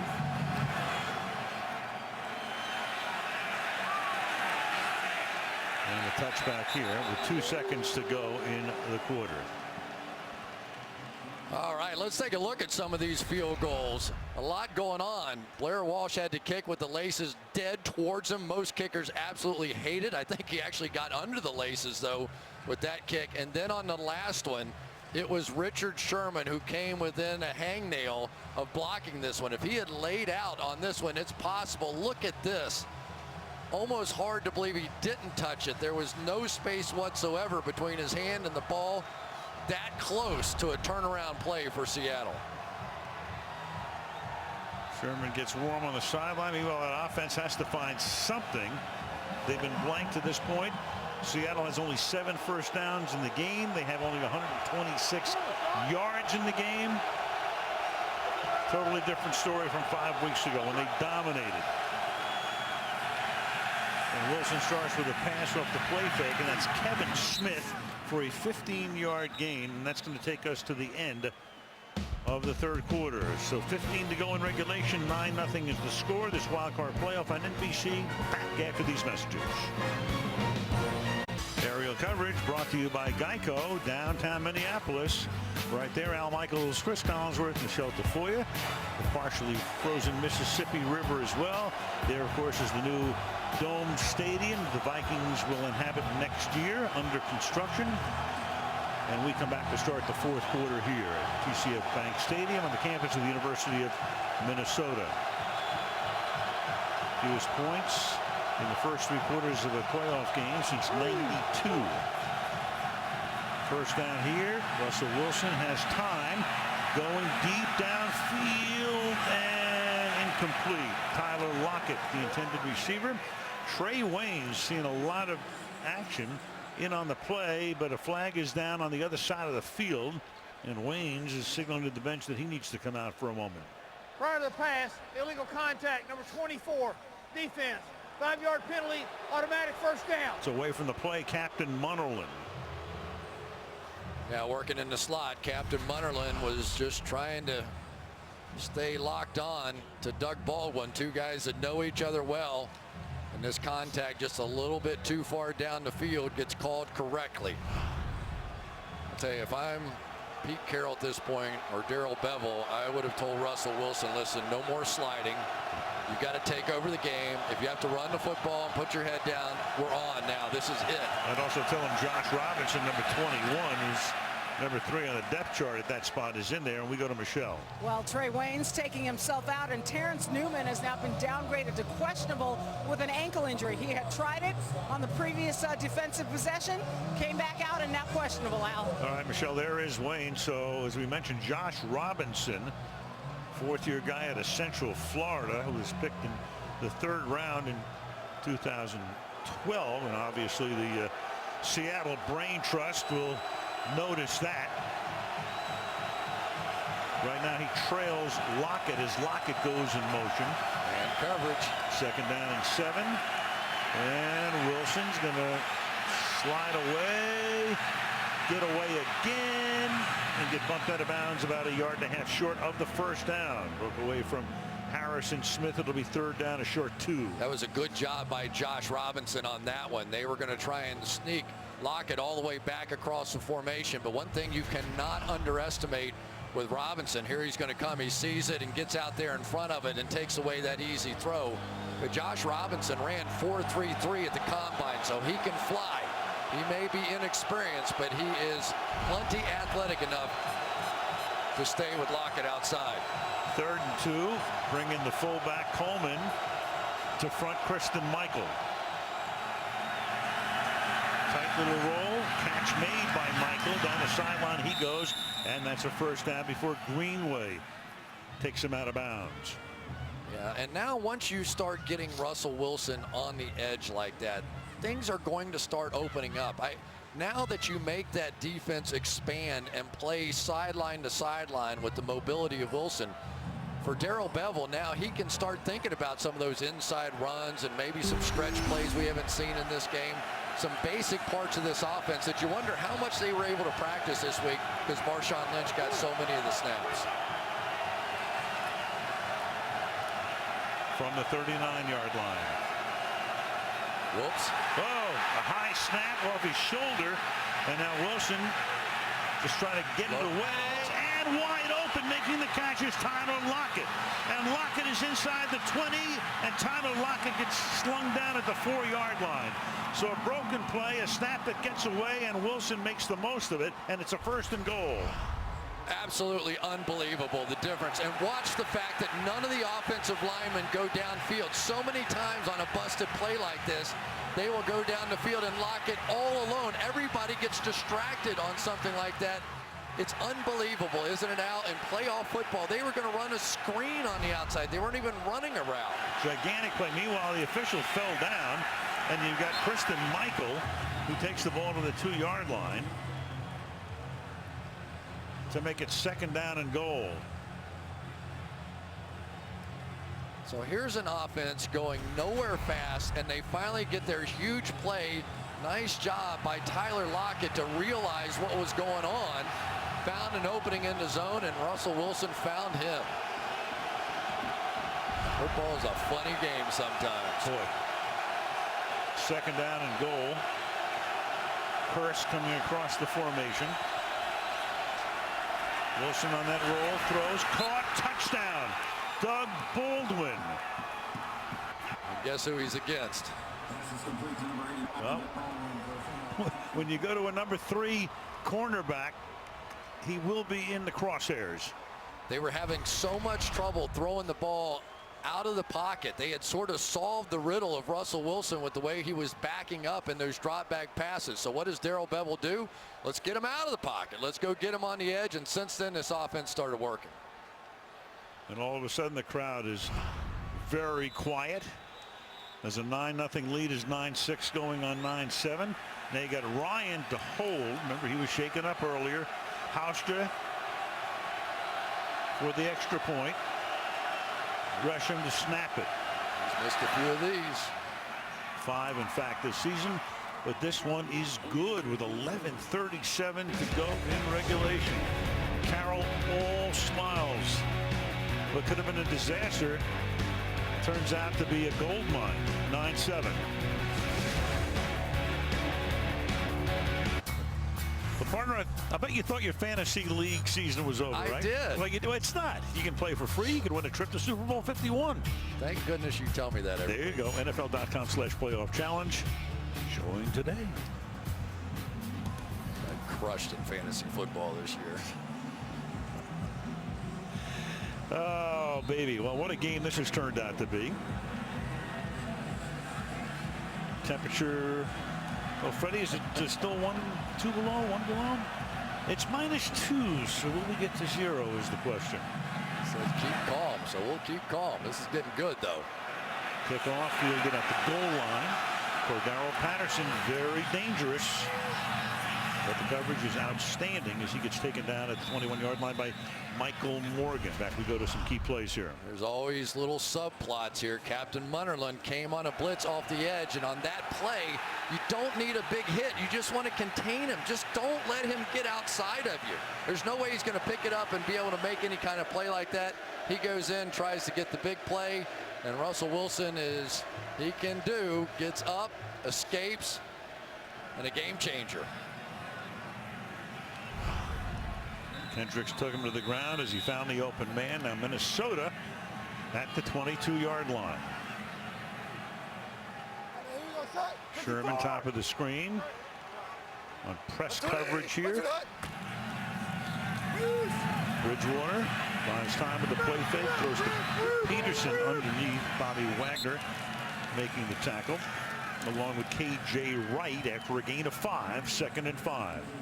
They had a little something going down the field that time to Stephon Diggs as well on that deep over crossing route. Somebody in the press box is saying, okay, next first down, we may take another look at that. Watch this. He comes all the way across the field. Sherman drops him, and there's really nobody around. So that's Diggs is trying to go, okay, all right, let me be cool. Somebody upstairs saw that one. All right, now Diggs will line up wide to the left here. It's Mike Wallace going in motion to the outside. And Bridgewater slides away. Peterson makes the catch here and loses the ball. And Wagner, among others, is there. Sherman says Seattle has it, and they do. So Adrian Peterson, they go to him back-to-back. on pass plays, and he coughs this one up, and that puts Seattle in great shape. The old bugaboo for Adrian Peterson. The fumble comes back to haunt. Plenty of time, gets by KJ Wright, and then it's Cam Chancellor stripping that ball out. Just an unbelievable turn of events in this game. Taba Rubin comes out of it with the football. Well, we saw that fumble last week. It was actually more of a problem on the handoff in Green Bay. They got away with that one as they recovered it, but not this time, and that gives Seattle the football at the 40-yard line. You know, Al, I go back to a broadcast John Madden once did, I think with you, in which those black rubber sleeves, right? I'm on green. Yeah, and there it goes. It kind of slides right out of there. Bill Parcells was talking to Zimmer about some different equipment, things you want to do, not do, but for Adrian Peterson, that's what he typically wears. So at the 40 on this short field, Wilson going for the kill shot here, and it is incomplete. And that time it was Xavier Rhodes who had a good chance to intercept it, and Tyler Lockett almost had to turn into a defensive back going downfield. You know, and you can see these black rubber sleeves out there, and of course it's not raining, it's not cold, but conditions are different, and if you do get that ball moving just a little bit in there, sometimes that can be the difference. Nice job by Cam Chancellor. Boy, what a difference maker he is. I can remember once he came back after that 2-game holdout, they looked like a different team. Missed the last 3 games because of a pelvis injury. Now Christian Michael takes the ball to the 37. The irony is with Minnesota on the offensive side, they hadn't thrown to Peterson all day, then they go to him back to back, and he fumbles. Yeah, and Linval Joseph in there, the guy that missed the first matchup between these two, ends up making that play. He has been without question their best interior defensive lineman. Pretty big play right here. I don't think it attempt a 55-yard field goal, so it's a 3rd down and 7 for Pete Carroll's group. Fred Jackson flanking Wilson in the backfield.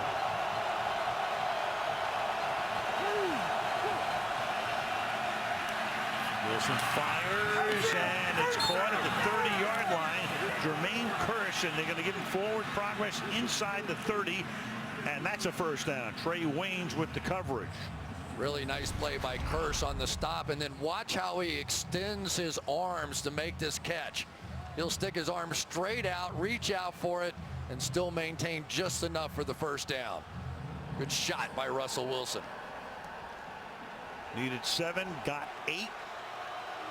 Ball to 29. Michael is the running back. Play fake again. Wilson rolling around. Wilson all the way back to the 45, and then fires it out of bounds. Chased by Everson Griffin. I tell you, that is as good a play as you can make. That was going to be a 20-yard loss. If he can't get the ball out of his hand, you can see Everson Griffin trying to get to the football. He's got him. Bootleg, naked bootleg. They just think Wilson's going to beat this guy one-on-one. Griffin stays just dead with him. Can't get his hands on the arm or the football. And Russell Wilson just saved 20 yards. Crowd booing like crazy, but once you're out of the pocket, that is legal. And he was certainly out of the pocket. Threw it away. A little heat put on him today. 2nd down and 10 with 9 minutes to go in regulation. Over the right side, but not for much. I tell you, Linval Joseph inside. He's so hard to reach. Patrick Lewis was giving it his best shot. This guy right here is a monster. He's been hurt for about the last month or so, but man, when I put on some tape of him earlier in the year, just completely dominant, and looks like now he's rolling back into form a bit. Former New York Giant.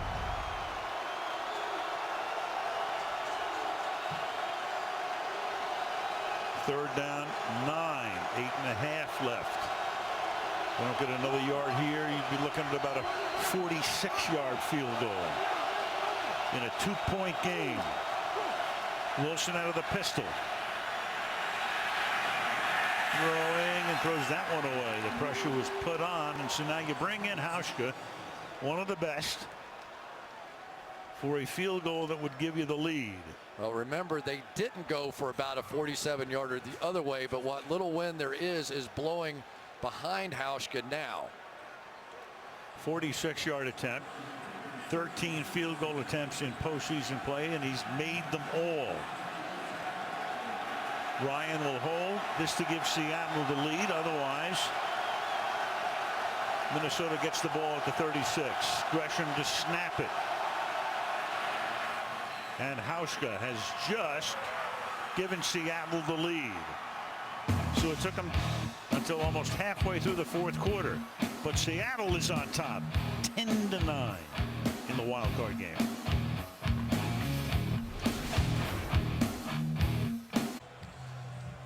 Well, Adrian Peterson pretty expressive on the sideline, knowing what just has taken place. The fumble setting up the Hauschka lead-changing field goal. Fumble again right there. It was stripped by Chancellor, recovered by Rubin, and it's 10-9 Seattle. 2 yards deep, Cordero Patterson. And Patterson, good run back out to the 33-yard line.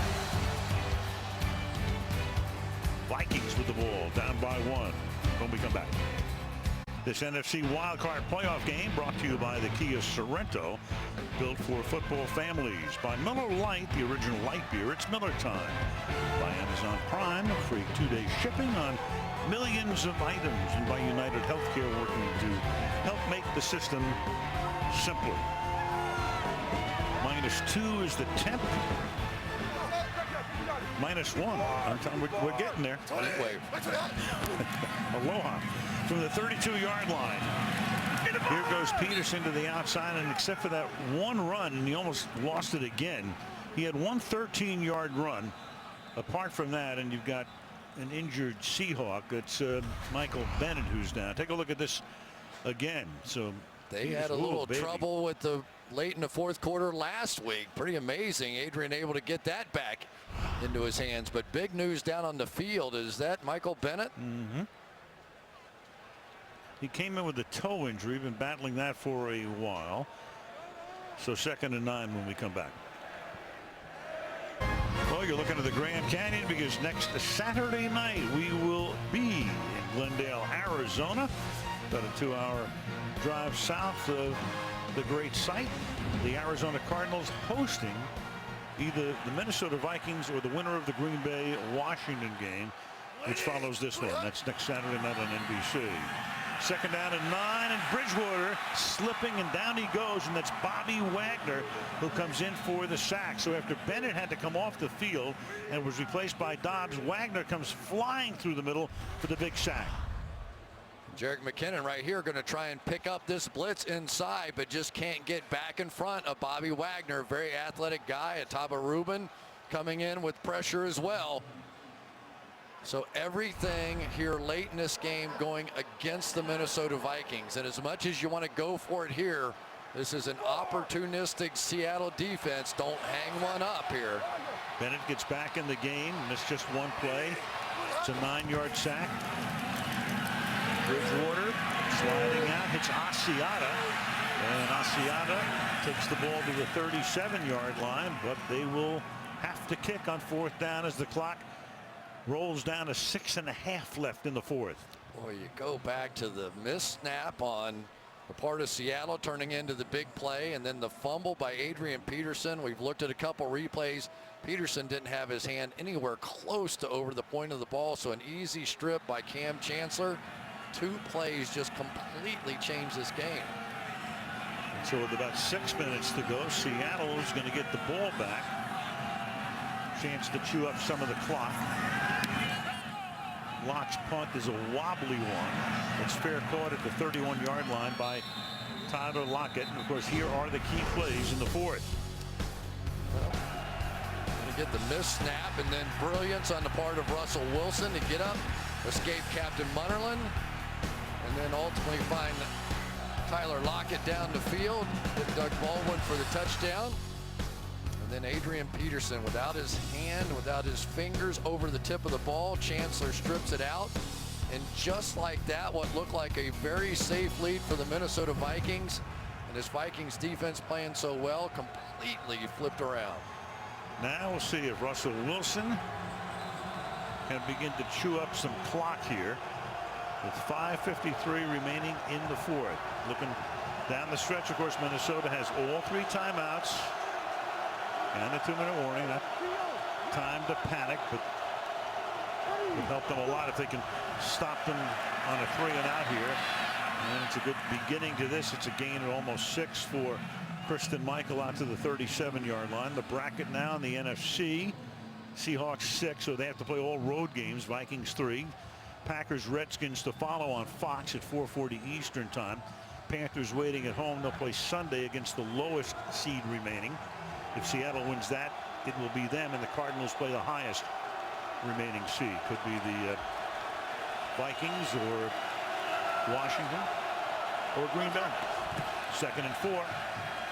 Kristen Michael, and he gets up to the 40-yard line. So the next play will be run under 5 minutes to go, and a pretty important 3rd and 1.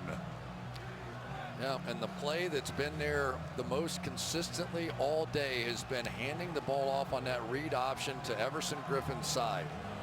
You just wash everything down, and then he has to decide, is Russell Wilson running it or is the running back running it?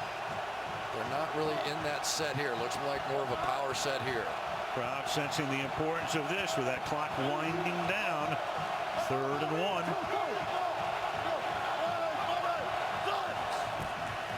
Whoops. Off the fake. Wilson throws, and it's going to be almost intercepted, but they're going to be forced to punt. Sendeo almost came up with it, but still they hold him on a 3-and-out, 4th down. Completely messed up from the beginning, though. Russell Wilson thought he was faking to his left. Both backs went to the right, and so there's nobody to fake to. So all this play action really doesn't work on 3rd down and 1. And then Sendejo just misses one right in his hands to make a big play going the other way. So Ryan to punt. Remember, Gresham had those 2 early low snaps. This one's perfect. Kick is a duck. That will be free at the 14-yard line and downed right there. So 4:14 remaining now. Let's take a look at the AFC bracket. Chiefs routing the Texans yesterday, and you all know about the Steeler-Bengal game last night, the craziness there. So it's all set for next week. Saturday is the Chiefs and the Patriots on CBS, and Steelers-Broncos on CBS next Sunday. The Seahawks actually touched the ball at the 19-yard line instead of the 14, so a 5-yard break there. 143 total yards. The Vikings are averaging only 3.1 yards per play in this game, so they've got to get something out of somebody from the 19-yard line. We start here with Diggs. It's a gain of 6, takes it up to the 25-yard line, tackled by Jeremy Lane. And that's a nice combination. That's how they sort of started this game, by flaring McKinnon out, drawing the underneath coverage that way, and then tucking it in behind to Stephon Diggs. But remember, that punt not being caught by Sherrills cost them valuable field position there. Played way too deep on that one. 2nd and 3, and they give it to McKinnon, who carries on an inside give out to the 32, and now we're down to about 3.5 to play. Yeah, and how about Adrian Peterson not in the game now? With everything on the line, the rushing champion on the sideline after that fumble, maybe because they felt like they were going to have to throw it. But McKinnon, a very good option. Remember him in the Giants game, that 68-yard touchdown, whatever that was? Very capable as a runner, too. He has come on in the latter stages of the season. 3:10, clock rolling. 3-man rush, batted at the line of scrimmage. It'll be 2nd down and 10. That's Michael Bennett. Well, Michael Bennett right inside here is just going to try and rush, feel he's not going to get there, then get that big left hand up there to knock it down. Teddy Bridgewater, low release on his pass delivery. We've done that in the past. They've been at an opportunity. 2nd down and 10.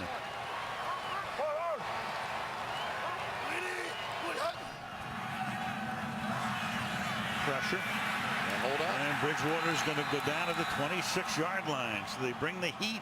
KJ Wright comes in. Bruce Irvin exults on the play. Watch the coverage down the field, but once that first look isn't there, and it really looked like Diggs was going to be open on that one on the outside, just didn't see it. But Bridgewater has to know, after playing these guys in the past, that if he doesn't hit his back foot and throw it, he's going to take a sack. 3rd and 16. Bridgewater, the shoulder shake, deep downfield, and batted away. Jeremy Lane, whose name we really haven't called until the last couple of minutes, able to make a big play, batting it away from Stephon Diggs. And they are so happy to have Jeremy Lane back again. Remember him, he got the interception in the Super Bowl, hurt his knee, broke his arm, all those things. Came back, his first play this year was also an interception against Pittsburgh. He's gotten better every week and makes one of the biggest plays of the game right there. So 4th and 16, they have to punt. Of course, they can stop the clock now with all 3 timeouts and the 2-minute warning at 2:23. Lockett backing up. Fields at his own 28-yard line and just goes down to the 25, making sure he secured the ball. Well, Russell Wilson on a botched snap picks it up, makes Captain Munnerlyn miss, and just one of those plays that you see in the playoffs every once in a while that you'll never forget. And then Russell Wilson, they got him out of the pocket. Remember all the trouble he had when they were getting the rushers in behind him and he was trying to escape backwards. And there you go. There's the guy that for 3 quarters, not much. But Pete Carroll knew, just keep giving him opportunities and eventually he would make plays, and boy, could they use a few right now. So you have 2:13, you have 3 timeouts. There will be 4 clock stoppages. But a first down would be huge here, and 2 first downs would end the game. And the ball is handed off to Michael, and he'll take it to the 30-yard line. They'll take a timeout here on the front side of the 2-minute warning. Pete Carroll trying to join this group. Teams to play in 3 or more consecutive Super Bowls. We had the Dolphins. The perfect season was in the middle there. They lost the first one, won the next 2. Then you go back to the 90s and Marv Levy and that great group there who went to 4 Super Bowls in a row, only to lose them all. Of course, the most critical one was the first, when the 47-yard field goal by Scott Norwood was wide to the right. But a great run by that team, helping to lead to Marv Levy getting into the Hall of Fame. Bud Grant, another guy who lost 4 Super Bowls, he's in the Hall of Fame. Pete Carroll has been to 2 Super Bowls already. Won 1, of course, in a rout over Denver, and then who can forget last year. Yeah, but this is a team that has blown 5 fourth-quarter leads this year, so Pete Carroll far from comfortable right here as Russell Wilson slowly makes his way back into that huddle, and this is big. They tried to throw that pass, and he made an audible on the last 3rd and 1. If Marshawn Lynch is in here, you know what you get. Right now, we'll see. Read option stuff would still be a choice. 2nd down and 6. There it is. And Christian Michael will take the ball to the 31-yard line, and that takes us to the 2-minute warning. Well, I'm not sure I wouldn't have called that timeout before the 2-minute warning. That would have saved you a couple of seconds. Anyway, 2-minute warning. Back after this.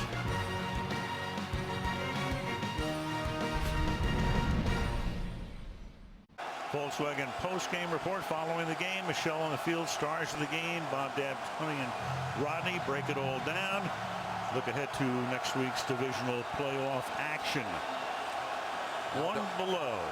Now don't forget, the umpire in this situation into the game is right behind the defense here. So sometimes Clever guys like Doug Baldwin can use him as a pick to get open. He's done it many times. 3rd and 5. Wilson. And Wilson throws, and it is in front of the bench, and flag is on the play as it was intended for it looked like Lockett along the sideline, but a flag is thrown. Number 79 offense, penalties decline, 4th down. Right, Gary Gilliam. Pass incomplete. Right out here, and as Russell Wilson scrambled to the right, Barr was going to come off, and Gilliam just held him right there, and it was flagged. And here you go. Oh boy. And I tell you, once again, I'm not so sure that Marcus Sherrills isn't too deep. These kicks have not been going this far. Right, he's all the way back at his own 30-yard line, so he's 50 yards from the line of scrimmage. And this is a kick to the far side, and Sherrills will collect it at the 30 along the sideline and bring it back about 6 or 7 yards. So the Vikings have 2 timeouts. Of course, all they really have to do is get into field goal range with 1:42 remaining.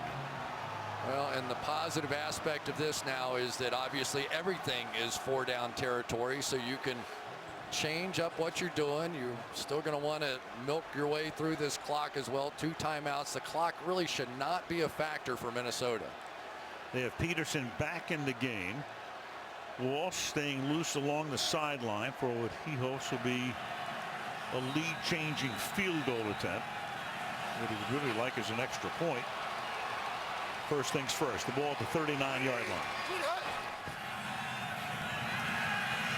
Bridgewater has that one tipped at the line of scrimmage. It might have been Clark, Frank Clark, number 55, the rookie out of Michigan. Well, Frank Clark's going to get it, but Michael Bennett's going to be the one that caused it. They simply cannot get a finger on Michael Bennett inside. It has been unbelievable. That time he ran right through Mike Harris. Watch this move. And Mike Harris is one of their better linemen up front. But again, that low release coming back to haunt Teddy Bridgewater. 6 guys along the line for Seattle. 2nd down and 10. 138. Blitz coming. Bridgewater fires deep downfield and incomplete, but a flag comes in. Cam Chancellor with his arms up, but Kyle Rudolph will be the beneficiary of pass interference. Pass interference, number 31, defense. Ball we placed at the front of the foul. 1st down. There he is back here, and Rudolph coming right up the field, tries to make a move inside. Sort of gets grabbed. I thought that he got away with one a little earlier in the game, did not get away with that one. And basically Rudolph has been a non-factor. Didn't catch a ball last week. Has yet to catch one here, but that was big. Ball at the 42-yard line. 94 seconds remaining. 4-man rush. Pass caught. Rudolph down the sideline. He goes. And out of bounds at the 20-yard line. Broke away from Chancellor. Simple roll out route, up and out, and there's Chancellor right there. Rudolph, big strong hands, and if you're going to go in front of the receiver, as Cam Chancellor did there, you better get the ball, because otherwise in man coverage, there's nobody around to make the tackle. The tight end, the Pro Bowl MVP a couple of years ago, their 2nd leading receiver, first catch of the day at the most opportune time. And now Seattle with 2 timeouts has to start thinking about what they're going to do. Peterson in the backfield. The play clock is down to 1. And the Vikings take team timeout. A timeout. Minnesota, they have 1. Timeout. Well, the Seahawks, very uncharacteristically this season, 4th quarter losses. Week 1 overtime Rams. Week 2 that was a Sunday nighter at Green Bay.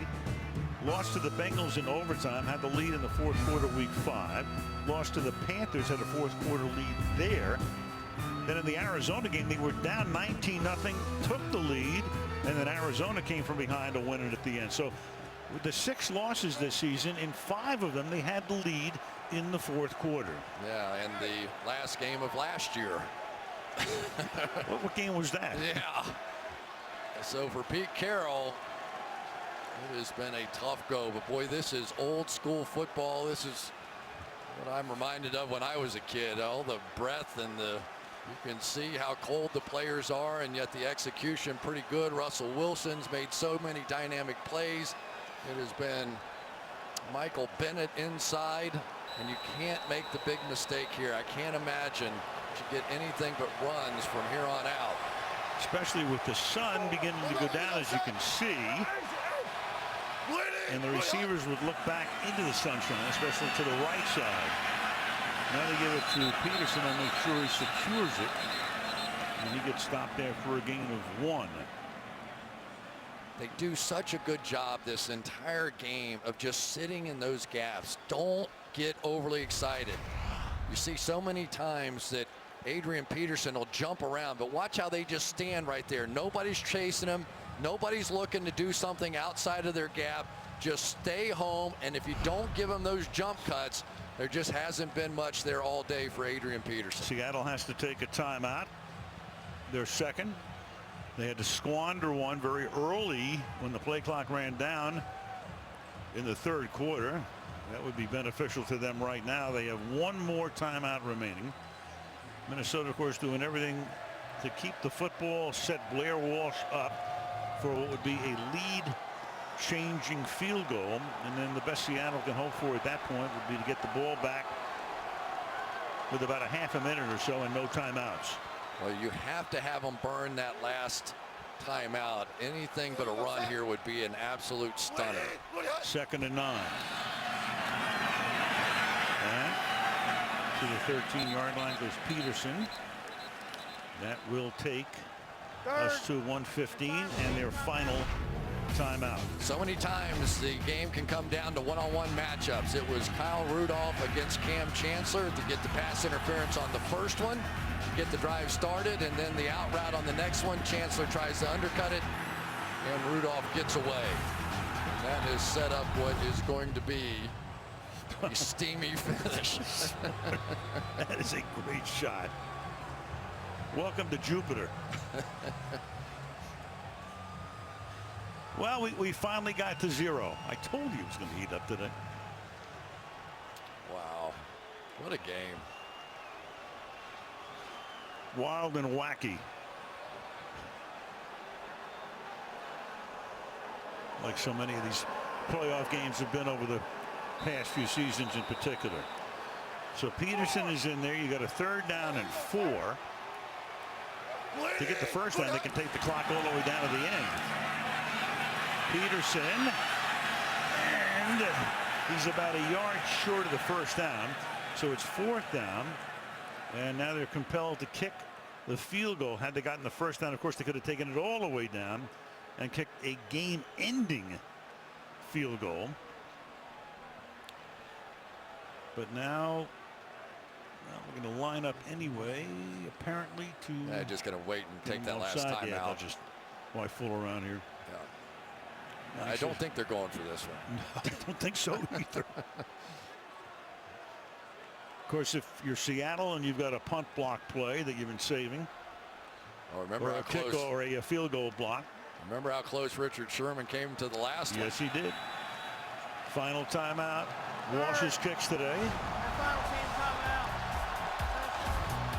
On a day where any kick is not easy. Had a chip shot 22-yarder. And this one, underneath the laces he went to kick a 43-yarder. A 47-yarder made the score 9-0.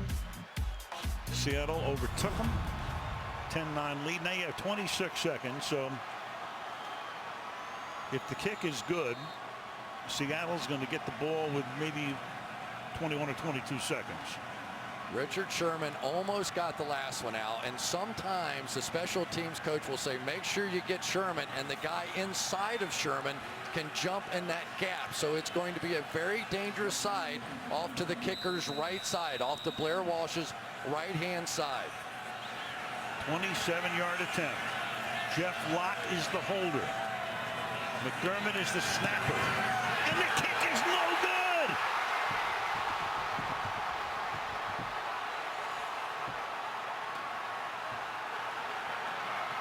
Wow! Go figure.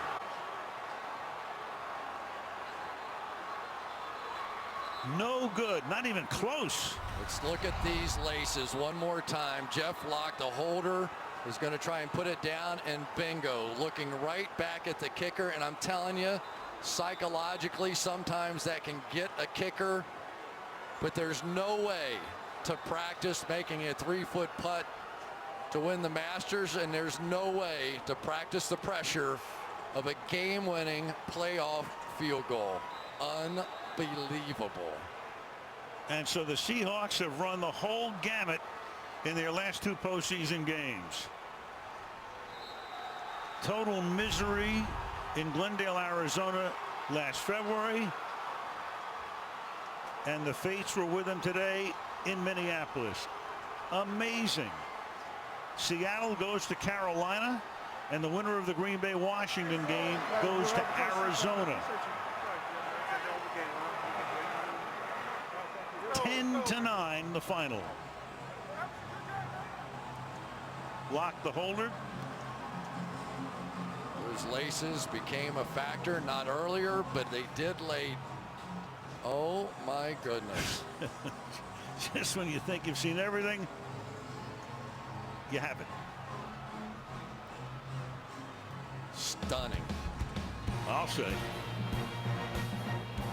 Once more, 27-yarder. Easy, right?